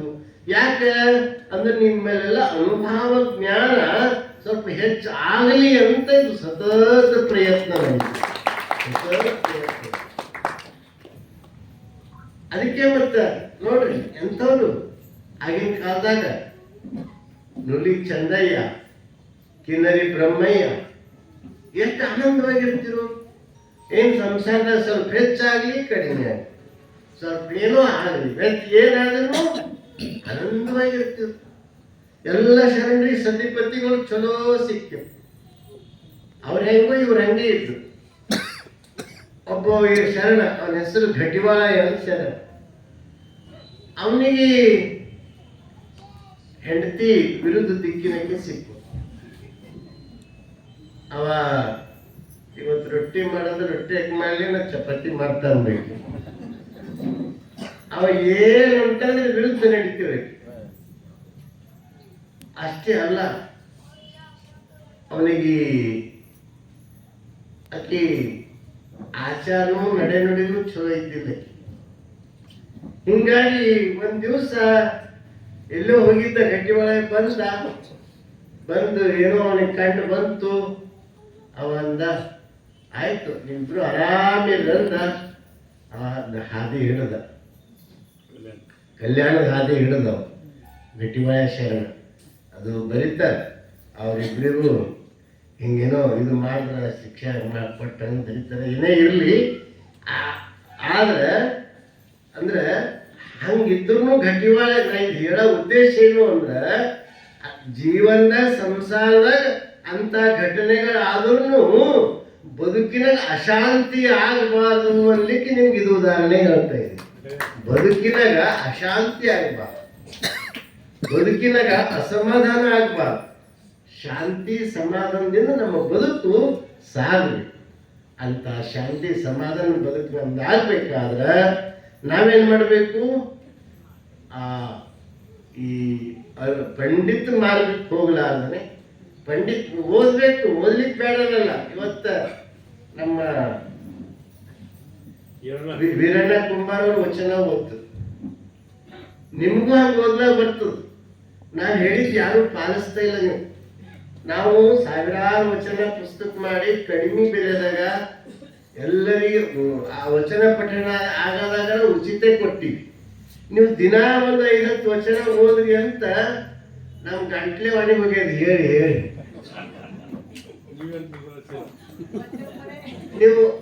ನೀವು ಓದ್ತಾ ಇದ್ರ ಎಲ್ಲರೂ ಹೇಳ್ತಾ ಇಲ್ಲ, ಕೆಲವ್ರು ಓದ್ಲಂತಿರ್ಬೇಕು. ಎಲ್ಲರೂ ಓದ್ರ ಇಲ್ಲಿ ವಚನ ಪಠಣ ಮಾಡಕ್ ನಿರರ್ಗಳವಾಗಿ ತಂತಾನೆ ಬರ್ತದ ಅನ್ನೋ ಮಾತು ಹೇಳ್ಬೇಕೀಗ. ಯಾಕಂದ್ರೆ ದಿನ ಓದಿ ಓದಿ ಓದಿ ರೂಢಿ ಆಯ್ತದ. ರೂಢಿ ಆಗಲ್ಲ, ಇಲ್ಲಿ ಸರಳವಾಗಿ ಬರ್ತದ. ಅದಕ್ಕೆ ಸರಳವಾಗಿ ಬರ್ತದ. ಅದಕ್ಕೆ ನಾವು ಇರಬೇಕು, ಓದಬೇಕು. ಓದಿದ್ದನ್ನ ಬದುಕಿನಲ್ಲಿ ಅಳವಡಿಸ್ಕೋಬೇಕು. ಬರೀ ಓದ್ಲಿಕ್ಕಷ್ಟೇ ಸೀಮಿತ ಇತ್ತಂದ್ರೆ ಅದು ಅನುಭವ ಮಾರ್ಗ ಅಲ್ಲ, ಹೇಳೋದಷ್ಟೇ ನನ್ನ ಕೆಲಸ. ನಾವು ಒಂದು ಭಾಷಣ ಕೇಳಿದೆವು, ಒಂದು ಸಮ್ಮೇಳನ ಇತ್ತು. ಭಾಳ ಚಂದ ಮಾತಾಡಿದ್ರು. ಬಸವಣ್ಣನ ಬಗ್ಗೆ ಹಿಂಗೆ ಮಾತಾಡಿದ್ರು, ಅದ್ಭುತ ಮಾತಾಡಿದ್ರು. ಇಲ್ಲಿ ಕರೆಸ್ಬೇಕಂತೇಳಿ ಅವ್ರ ಫೋನ್ ನಂಬರ್ ತಗೊಂಡು ನಾವು ಕರೆಸಿದೆವು.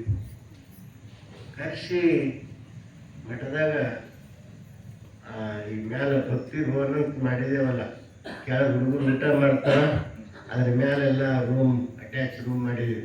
ಎಲ್ಲರೂ ಬದಲ ಸಂಖ್ಯೆ ಹೆಚ್ಚಾಗ್ಯದಂತ ಅಲ್ಲಿ ಕೊಟ್ಟಿವಿ. ಅವನಲ್ಲಿ ಎಲ್ಲ ಚಟ ಇತ್ತು. ನಂದ ಸರ್ ಹಿಂಗ್ರಿ ನಿಮ್ಮ ಪುಸ್ತಕ ಎಷ್ಟು ಚಂದ ಬರೆದಿರಿ, ನಿಮ್ಮ ಪುಸ್ತಕ ನೋಡಿ ನಿಮ್ಮ ಮಾತು ನೋಡಿ ನಾವು ಕಲಿಸಿದ್ವಿ, ಮತ್ತು ಹಿಂಗೆ ಆಚಾರ ನಿಮ್ದು ಅಂತ ಕೇಳೋಣ. ಯಾಕಂದ್ರೆ ತುಲನೆ ಅದೇನು ಕದ್ದಿಲ್ಲ ಮುಚ್ಚಿಲ್ಲ ಬಿಸಿ ಸೇದೋದು ಮಾಡೋದು ಏನೇನೋ ಎಲ್ಲ ಹುಡುಗರೆಲ್ಲ ಬಂದು ಹೇಳೋದು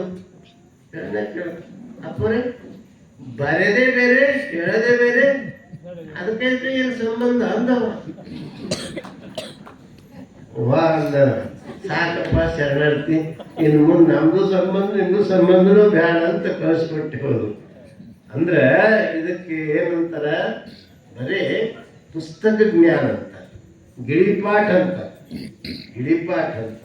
ಪುಸ್ತಕ ಜ್ಞಾನ ಅಂತ ಅದಕ್ಕೆ ಬರೀ ಪುಸ್ತಕ ಜ್ಞಾನ ಇರಬಾರ್ದು ಮಸ್ತಕದಲ್ಲಿ ಇದ್ದಿದ್ದು ನಮ್ಮ ಪುಸ್ತಕದಲ್ಲಿ ಇದ್ದಿದ್ದು ಮಸ್ತಕದಾಗ ಬಂದು ನಮ್ಮ ಆಚರಣೆಯಲ್ಲಿ ಬಂದ್ರೆ ಅದು ಸಾರ್ಥಕ ಜ್ಞಾನ ಆಯ್ತದ ಅದು ಅನುಭವ ಜ್ಞಾನ ಆಯ್ತದ ಅನ್ನೋದನ್ನು ಹೇಳಿ ಸಮಯ ಆಗ್ಯದ ಇವತ್ತ ನಾಳೆ ಗುರುಗಳು ಎಲ್ಲೆಲ್ಲೋ ಕಾರ್ಯಕ್ರಮ ಅವರು ಇರಲ್ಲ ಅದಕ್ಕೆ ಇವತ್ತು ಕೆಲವರಿಗೆಲ್ಲ ಆಶೀರ್ವಾದ ಮಾಡೋದದ ಮುಕ್ತಾಯ ಸಮಾರಂಭ ನಾಡ್ದದ 2 ತಾರೀಕು ಅಲ್ಲ ನಾಳೆ ಲಿಂಗ ಪೂಜೆಗೆ ಬರೋರು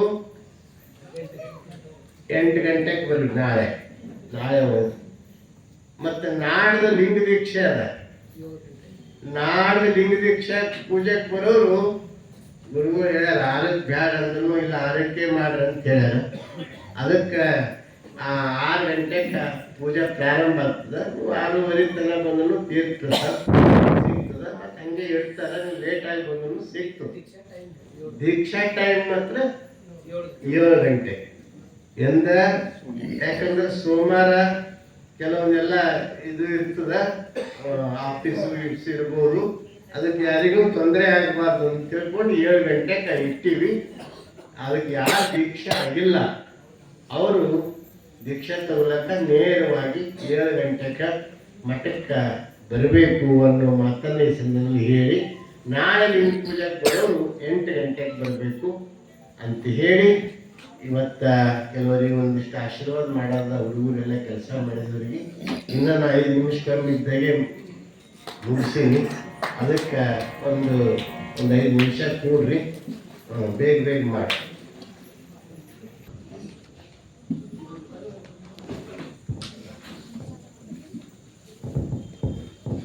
ಓಂ ಶ್ರೀ ಗುರು ಬಸವಲಿಂಗಾಯ ನಮಃ. ಪರಮ ಪೂಜ್ಯರ ಶ್ರೀಚರಣಕ್ಕೆ ಶರಣಾರ್ಥಿಗಳನ್ನು ಸಲ್ಲಿಸಿ ಪೂಜ್ಯ ಬಸವಲಿಂಗ ಮಹಾಸ್ವಾಮಿಗಳವರ ಶ್ರೀಚರಣಕ್ಕೂ ಶರಣಾರ್ಥಿಗಳನ್ನು ಸಲ್ಲಿಸಿ ತಮ್ಮೆಲ್ಲರಿಗೂ ನನ್ನ ಭಕ್ತಿಪೂರ್ವಕ ಶರಣಾರ್ಥಿ. ಆತ್ಮೀಯ ಶರಣ ಬಂಧುಗಳೇ, ಈಗಾಗಲೇ ಅಪ್ಪವರು ಹೇಳಿದ ಹಾಗೆ ನಾಳೆ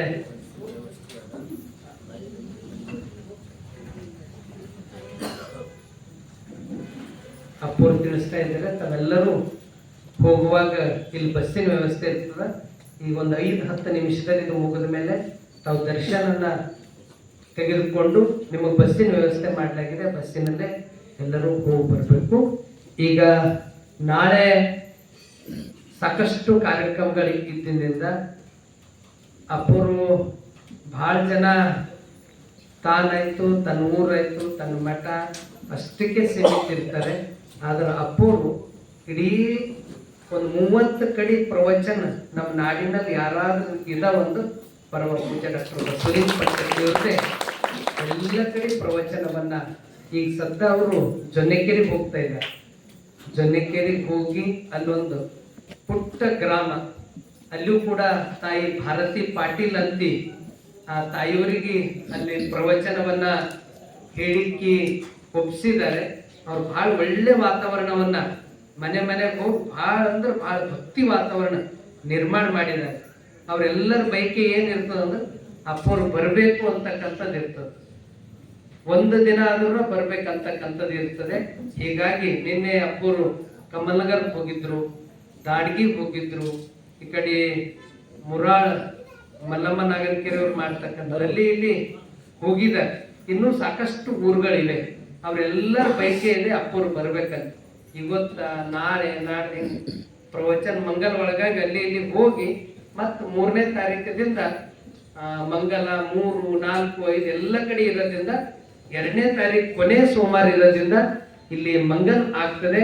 2ನೇ ತಾರೀಕಿಗೆ ತಾವೆಲ್ಲರೂ ಸರಿಯಾಗಿ 7 ಗಂಟೆಗೆ ಇಷ್ಟಲಿಂಗ ದೀಕ್ಷೆ ಇದೆ. ನೀವು ಯಾರು ದೀಕ್ಷೆ ಪಡ್ಕೊಂಡಿರಿ, ನಿಮ್ಮ ಆತ್ಮೀಯರು ಯಾರೇ ಬಂಧು ಬಳಗ ಅವರಿಗೆಲ್ಲ ತಿಳಿಸಿ ಸರಿಯಾಗಿ 7 ಗಂಟೆಗೆ ಅವ್ರು ಖಾಲಿ ಬಂದ್ರೆ ಸಾಕಷ್ಟೇ. ಅಲ್ಲೇ ಲಿಂಗ, ರುದ್ರಾಕ್ಷಿ, ವಿಭೂತಿ, ಪ್ರಸಾದ ಎಲ್ಲವೂ ಅಲ್ಲೇ ಇರ್ತದ. ಸರಿಯಾಗಿ 7 ಗಂಟೆ ಒಳಗಡೆ ಅವರೆಲ್ಲರೂ ಭಾಲ್ಕಿ ಮಠಕ್ಕೆ ಬಂದು ದೀಕ್ಷಾವನ್ನ ತೆಗೆದುಕೊಳ್ಳ ಹಾಗೆ ತಾವೆಲ್ಲರೂ ಹೆಚ್ಚಿನ ಪ್ರಚಾರ ಪ್ರಸಾರ ಮಾಡ್ರಿ ಅಂತಕ್ಕಂಥ ಮಾತನ್ನು ತಿಳಿಸಿ, ಈಗ ಒಂದು ಕಾರ್ಯ ಯಾವುದೇ ಆಗಬೇಕಾದ್ರೆ ಎಲ್ಲರ ಸಹಕಾರ ಇದ್ದಾಗೆ ಅದು ಯಶಸ್ವಿ ಆಗ್ತದೆ. ಈಗ ನಾವು ಇದಕ್ಕೊಂದು ಸಮಿತಿ ಮಾಡಿದ್ದೀವಿ. ಇಲ್ಲಿ ಸೇವಾ ಸಮಿತಿ ಮಾಡಿ ನಿರ್ಮಲಾ ಚಂದ್ರಕಾಂತ್ ಪಾಟೀಲ್ ತಾಯಿಯವರಿಗೆ ಜವಾಬ್ದಾರಿ ಕೊಟ್ಟಿದ್ವಿ. ಅವ್ರು ಭಾಳ ಚಲೋ ಮಾಡ್ಕೊಂಡು ನಡೆದಾರ. ಅವರು 2ನೇ ದಿನಕ್ಕೆ ನಾ ಅಧ್ಯಕ್ಷನಾಗ ನೀವು ಅಂತ ಮತ್ತೊಬ್ರಿಗೆ ಒಪ್ಸೇರ್ಬೇಕು. ಅಂದ್ರೆ ಹಿಂಗ ಅವ್ರ ಬಳಿ ಎಲ್ಲೂ ನಾ ಅಂಬತಕ್ಕಂಥದ್ದು ಇಲ್ಲ. ಮತ್ತೊಬ್ರು ಇಲ್ಲಿ ಎಲ್ಲರೂ ಅಧ್ಯಕ್ಷರು ಎಂಬ ಭಾವ ತಾಯಿಯವ್ರದಿದೆ. ಅವ್ರು ಎಷ್ಟು ಕಳಕಳಿ ಅಂದ್ರ ಇಲ್ಲಿ ಎಲ್ಲರ ಸೇವೆ ಮಾಡಿದವ್ರಿಗೆ ನಾನೇ ದಾಸೋಹ ಮಾಡ್ತೀನಿ ಅಂತ ಹೇಳಿ ಅವರಿಗೆಲ್ಲ ಗೌರವ ಮಾಡೋರಿದ್ದಾರೆ. ಹೀಗಾಗಿ ಮೊದಲಿಗೆ ಈ ಕಾರ್ಯಕ್ರಮ ಈ 1 ತಿಂಗಳ ಪರ್ಯಂತ ಇಲ್ಲಿ ನಡಿಬೇಕು. ಈ ಅಚ್ಚುಕಟ್ಟು, ಶಿಸ್ತು, ಸಮಯ, ಇಂಥ ಮಳಿ ಮಧ್ಯದಾಗೂ ನೀವು ಬಂದಿದ್ದು ಎಲ್ಲಕ್ಕಿಂತ ದೊಡ್ಡ ಅಂದ್ರೆ ಭಗವಂತ ಒಂದೊಂದು ಪರೀಕ್ಷೆ ತಗೋತಾರ. ಆ ಪರೀಕ್ಷೆದಾಗ ಇಲ್ಲಿ ಯಾರು ಬಂದಿರ ಅವರೆಲ್ಲ ಗೆದ್ದಂಗೆ ನೀವೆಲ್ಲ. ಆ ಒಂದು ಈ ಶ್ರಾವಣ ಮಾಸ ಯಶಸ್ವಿಗೆ ಬಹಳಷ್ಟು ಕಾಣದ ಕೈಗಳದ್ದು ದೊಡ್ಡ ಸೇವೆ ಇದೆ. ಅದರಲ್ಲಿ ಕೆಲವರಿಗಷ್ಟು ಇಲ್ಲಿ ಪೂಜ್ಯರಿಂದ ಆಶೀರ್ವಾದ ಮಾಡಲಾಗ್ತದೆ. ಮೊದಲಿಗೆ ಮಾಧ್ಯಮದವರಿಗೆ, ಅದು ಪ್ರಿಂಟ್ ಮೀಡಿಯಾ ಇರಲಿ ಅಥವಾ ಎಲೆಕ್ಟ್ರಾನಿಕ್ ಮೀಡಿಯಾ ಇರಲಿ, ಅವರಿಗೆಲ್ಲರಿಗೆ, ಯಾಕಂದ್ರೆ ಇಲ್ಲಿ ನಾವು ಒಂದು 500 ಇರ್ಬೋದು ಅಥವಾ 1000 ಒಳಗಿರ್ಬೋದು, ಲಕ್ಷಾಂತರ ಜನರಿಗೆ ಇಲ್ಲಿ ಮುಟ್ಲಿಕ್ಕೆ ಇಲ್ಲಿ ಮಾಧ್ಯಮದವ್ರದೇ ಕೊಡುಗೆ ಇದೆ. ಹೀಗಾಗಿ ಅವ್ರ ಸಲಕ್ಕೆ ಎಲ್ಲರೂ ಚಪ್ಪಾಳೆ.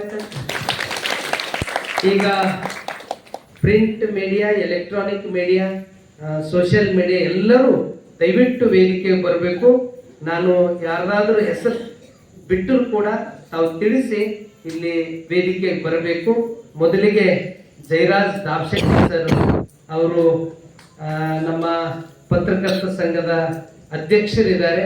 ಅವರು ದಿನನಿತ್ಯ ಅಪ್ಪಗಳದು 1 ತಿಂಗಳು ಪ್ರವಚನವನ್ನ ಬಹಳ ಅರ್ಥಪೂರ್ಣವಾಗಿ ಇದ್ದವರೆಲ್ಲರೂ ಅದನ್ನ ಪ್ರಸಾರ ಮಾಡಿದ್ದಾರೆ. ದಾಬ್ಶೆಟ್ಟಿ ಸರ್ ಅವರು, ಅದೇ ರೀತಿ ಸಂತೋಷ್ BG ಪಾಟೀಲ್ ಅವರು, ಅದೇ ರೀತಿ ಬಸವರಾಜ್ ಪ್ರಭಾ ಸರ್ ಅವರು, ಚಂದ್ರಕಾಂತ್ MA ಸರ್ ಅವರು, ಅಶೋಕ್ ರಾಜೋಳೆ ಅವರು, ರಾಜೇಶ್ ಮುಗಟೆ ಅವರು, ಪರಶುರಾಮ್ ಕರ್ಣ ಸರ್ ಅವರು, ತುಕಾರಾಮ್ ಮೋರೆ ಸರ್ ಅವರು, ಇಲ್ಲಿ ಇದ್ದವರೆಲ್ಲರೂ ಬೇಗ ಬರ್ತಾರೆ. ಮಲ್ಲಪ್ಪ ಹಾಸ್ಗೊಂಡ, ಅದೇ ರೀತಿ ಸತೀಶ್ ಕಲಾ, ಮಳಸಕಾಂತ್ ವಾಗೆ, ಡಾಕ್ಟರ್ ಇಂದ್ರಜಿತ್ ಪಾಂಚಾಳ್, ಗಣಪತಿ ಬೋಜ್ರೆ ಸರ್ ಅವರು, ಅದೇ ರೀತಿ ದಿಲೀಪ್ ಸೇರಿಕರ್ ಅವರು, ಸಂತೋಷ್ ನಾಟಿಕರ್ ಅವರು, MD ಇಸ್ಮಾಯಿಲ್ ಅಖ್ತರ್ ಅವರು, ನರೇಂದ್ರ ಸೋಮಶೆಟ್ಟಿ ಅವರು, ಪ್ರದೀಪ್ ಬಿರಾದರ್, ಚಂದ್ರಕಾಂತ್ ಪಾಟೀಲ್ ಅವರು, ಸಂತೋಷ್ ಹಡಪದ್ ಅವರು, ಸುರೇಶ್ ಕನ್ಶೆಟ್ಟಿ ಅವರು, ವಿಜಯಕುಮಾರ್ ಪರ್ಮಾ ಅವರು, ಮಲ್ಲಿಕಾರ್ಜುನ್ ಪಾಟೀಲ್ ಅವರು, ಭದ್ರಯ್ಯ ಸ್ವಾಮಿ ಅವರು, ಪ್ರವೀಣ್ ಮೇತ್ರಿ ಅವರು, ಮನ್ಮತಯ್ಯ ಸ್ವಾಮಿ ಅವರು, ಸಂತೋಷ್ ಬೇಲೂರಿ ಅವರು, ಶಿವಕುಮಾರ್ ಮೋರೆ ಅವರು, ಶಾಂತಕುಮಾರ್ ನಾಟೇಕರ್ ಅವರು, ವಿರ್ಶೆಟ್ಟಿ ರಟ್ಕಲೆ ಅವರು, ಶಾಮ್ವೆಲ್ ವಿನಾಯಕ್ ಸಿಂಧೆ ಅವರು, ಅಶೋಕ್ ರಾಜೋಳೆ ಇವರ, ಅದೇ ರೀತಿ ಇದಕ್ಕೆ ನಮ್ಮ ದೀಪಕ್ ಥಮ್ಕಿ ಅವರು, ಅವ್ರದ್ದು ಬಹಳ ಪ್ರತಿಭೆ ಉಳ್ತಕ್ಕಂಥವ್ರು. ಈ ಕಡೆ ಸಂಚಾಲನೆ ಮಾಡ್ತಾರೆ. ಇಲ್ಲೆಲ್ಲ ಸೋಷಿಯಲ್ ಮೀಡಿಯಾದಲ್ಲಿ ಅವ್ರ ಒಂದು ವಯಸ್ಸು ಅದು ಬಹಳ, ಈ ಮಹನೀಯರಿಗೆಲ್ಲ ನಮ್ಮ ಈ ಸೇವಾ ಸಮಿತಿ ಅಧ್ಯಕ್ಷರಾಗಿರ್ತಕ್ಕಂಥ ನಿರ್ಮಲಾ ಚಂದ್ರಕಾಂತ್ ಪಾಟೀಲ್ ಅವರು ವೇದಿಕೆಗೆ ಬಂದು ಗೌರವ ಸಮರ್ಪಣೆಯನ್ನು ಮಾಡಬೇಕು.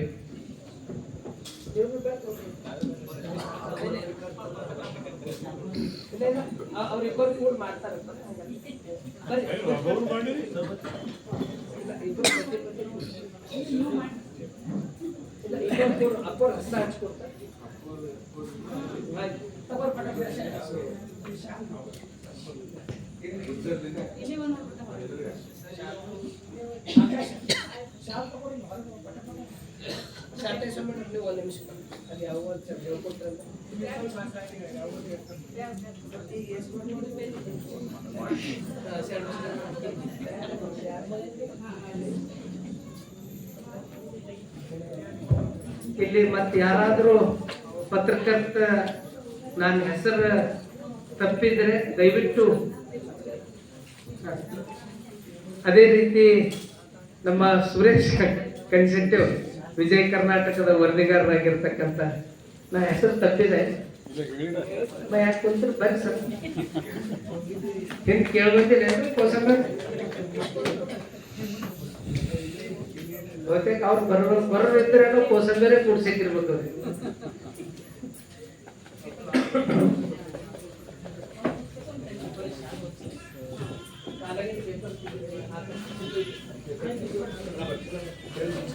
ಅದೇ ರೀತಿ ನಮ್ಮ electronics media and print media ಇಲ್ಲಿ ಉಪಸ್ಥಿತಕ್ಕಂತಹ ಎಲ್ಲ ವರದಿಗಾರರು ದಯವಿಟ್ಟು ವೇದಿಕೆ ಬರಬೇಕು. ನಮ್ಮ ಶ್ಯಾಮೇಲ್ ವರಶಂಕರ್ ಅವರು ಕೂಡ ವೇದಿಕೆಗೆ ಆಗಮಿಸಬೇಕಾಗಿ ವಿನಂತಿಯನ್ನು ಮಾಡ್ತೇನೆ. ಇವತ್ತು ಶ್ರಾವಣ ಮಾಸದ ಪ್ರವಚನ ಸೇವಾ ಸಮಿತಿ ವತಿಯಿಂದ ಪರಮಪೂಜ್ಯ ಅಪ್ಪಗಳವರ ದಿವ್ಯ ಸಾನ್ನಿಧ್ಯದಲ್ಲಿ ಇಲ್ಲಿವರೆಗೆ ನಾವೆಲ್ಲರೂ ಅಲ್ಲಮ ಪ್ರಭುದೇವರ ವಚನ ದರ್ಶನ ಪ್ರವಚನವನ್ನು ಆಲಿಸಿದ್ದೇವೆ. ಇದೀಗ ಈ ಸಂದರ್ಭದಲ್ಲಿ ಪೂಜ್ಯ ಅಪ್ಪಗಳವರಿಂದ ಆಶೀರ್ವಾದ ಸನ್ಮಾನವನ್ನು ನೆರವೇರಿಸಲಾಗ್ತಾ ಇದೆ. ನಮ್ಮ ಪತ್ರಕರ್ತರ ಸಂಘದ ಅಧ್ಯಕ್ಷರಾದಂತಹ ಜಯರಾಜ್ ರಾಮಶೆಟ್ಟಿ ಸರ್ ಅವರಿಗೂ, ಅದೇ ರೀತಿ ವಿಜಯ ಕರ್ನಾಟಕ ವರದಿಗಾರರಾಗಿರ್ತಕ್ಕಂಥ ಸುರೇಶ್ ಕನ್ಶೆಟ್ಟಿ ಸರ್ ಅವರಿಗೂ, ಜೊತೆಗೆ ನಮ್ಮ ಗಣಪತಿ ಬೋಚರಿ ಸರ್ ಅವರಿಗೂ, ಅದೇ ರೀತಿ ಸಂತೋಷ್ ಬಿಜಿ ಪಾಟೀಲ್ ಅವರಿಗೂ, ಸತೀಶ್ ಕಾಲ ಅವರಿಗೂ, ದಿಲೀಪ್ ಶೇರಿಕರ್ ಅವರಿಗೆ ಇದೀಗ ಪೂಜ್ಯರು ಸನ್ಮಾನವನ್ನು ನೆರವೇರಿಸಿದ್ದಾರೆ. ಅದೇ ರೀತಿ ವೇದಿಕೆ ಮೇಲೆ ಇರುವಂತಹ ಎಲ್ಲ ನಮ್ಮ ವರದಿಗಾರರಿಗೆ ಈ ಕಾರ್ಯಕ್ರಮಗಳನ್ನ ಎಲ್ಲರಿಗೂ ಮುಟ್ಟಿಸುವಂತ ನಿಟ್ಟಿನಲ್ಲಿ ಪ್ರಿಂಟ್ ಎಲೆಕ್ಟ್ರಾನಿಕ್ ಮೀಡಿಯಾ ಮಾಧ್ಯಮಗಳಲ್ಲಿ ವಿಶೇಷ ಸೇವೆಯನ್ನ ಸಲ್ಲಿಸ್ತಾ ಇರುವಂತಹ ಎಲ್ಲ ವರದಿಗಾರರಿಗೆ ಪೂಜ್ಯ ಅಪ್ಪಗಳವರಿಂದ ಸನ್ಮಾನವನ್ನ ನೆರವೇರಿಸಲಾಗ್ತಾ ಇದೆ.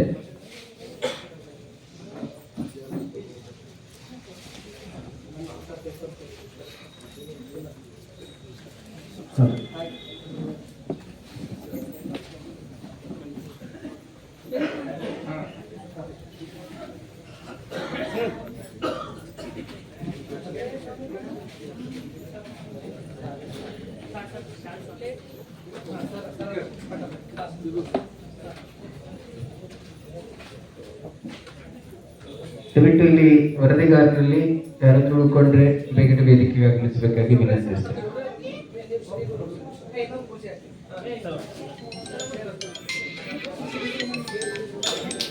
ಶಂಕರ್ ಬೆಳೆಸಂಕರ್ ಅವ್ರ ವೇದಿಕೆಗೆ ಆಗಮಿಸಬೇಕು. ಬನ್ನಿ, ಎಲ್ಲಿ ಬನ್ನಿ ಸರ್, ಬರ್ರಿ, ನಿಮ್ದೇ ಹೆಸರು ಕರ್ಲತ್ತರಿ. ಇಲ್ಲ ನಡೆದ್ರಿ, ನಿಮ್ದು ಕರ್ದ್ರಿ ಕೇಳಿ.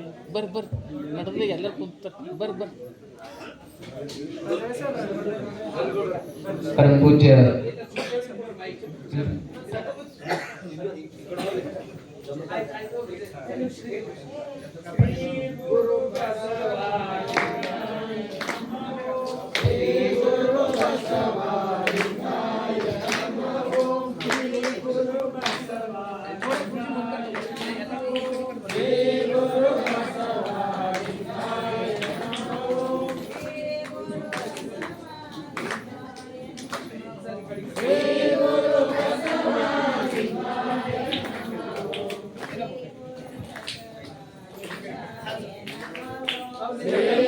ಈ ಸಂದರ್ಭದಲ್ಲಿ ಪರಮ ಪೂಜ್ಯ ಅಪ್ಪಗಳವರಿಂದ ಆಶೀರ್ವಾದ ಪಡ್ಕೊಂಡಿರ್ತಕ್ಕಂಥ ಎಲ್ಲ ನಮ್ಮ ವರದಿಗಾರರು ಜಯರಾಜ್ ರಾಮಶೆಟ್ಟಿ ಸರ್ ಅವರು, ಗಣಪತಿ ಬೋಚರೆ ಸರ್ ಅವರು, ಸಂತೋಷ್ ಬಿಜಿ ಪಾಟೀಲ್ ಅವರು, ಅದೇ ರೀತಿ ನಮ್ಮ ಸಂತೋಷ್ ಹಡಪದ್ ಅವರು, ಜೊತೆಗೆ ಸುರೇಶ್ ಕನ್ಶೆಟ್ಟಿ ಸರ್, ಅಶೋಕ್ ರಾಜೋಲಿ ಸರ್, ವಿಜಯ್ ಕುಮಾರ್ ಪರಮ, ಅದೇ ರೀತಿ ರಾಜೇಶ್ ಮುಕ್ತೆ, ಮಲ್ಲಿಕಾರ್ಜುನ್ ಪಾಟೀಲ್, ಪರಶುರಾಮ್ ಕರ್ಣ, ಮದ್ರೇಸ್ವಾಮಿ, ತುಕಾರಾಮ್ ಮೋರೆ, ಪ್ರವೀಣ್ ಮೇತ್ರೆ, ಮಲ್ಲಪ್ಪ ಹಾಸಗೊಂಡ, ಮನ್ಮಥ್ ಸ್ವಾಮಿ, ಸತೀಶ್ ಕಾಲ, ಜೊತೆಗೆ ವೇದಿಕೆ ಮೇಲೆ ಸನ್ಮಾನ ಸ್ವೀಕರಿಸಿರುವ ಎಲ್ರಿಗೂ ಒಂದ್ಸಾರಿ ನಿಮ್ಮೆಲ್ಲರ ಜೋರಾದ ಚಪ್ಪಾಳೆ ಮೂಲಕ ಅನಂತ ಪೂಜ್ಯರ ಆಶೀರ್ವಾದ ತಮ್ಮೆಲ್ಲಿರಲಿ. ಜೊತೆಗೆ ತಮ್ಮ ವರದಿಗಳ ಮೂಲಕವಾಗಿ ಎಲ್ಲ ಸಮಾಜಕ್ಕೆ ಒಳಿತಿನ ಸಂದೇಶವನ್ನ ನೀಡುವಂತ ಕಾರ್ಯ ತಮ್ಮಿಂದ ಆಗ್ಲಿ ಅಂತ ಹೇಳ್ತಾ ತಮಗೆ ಶುಭ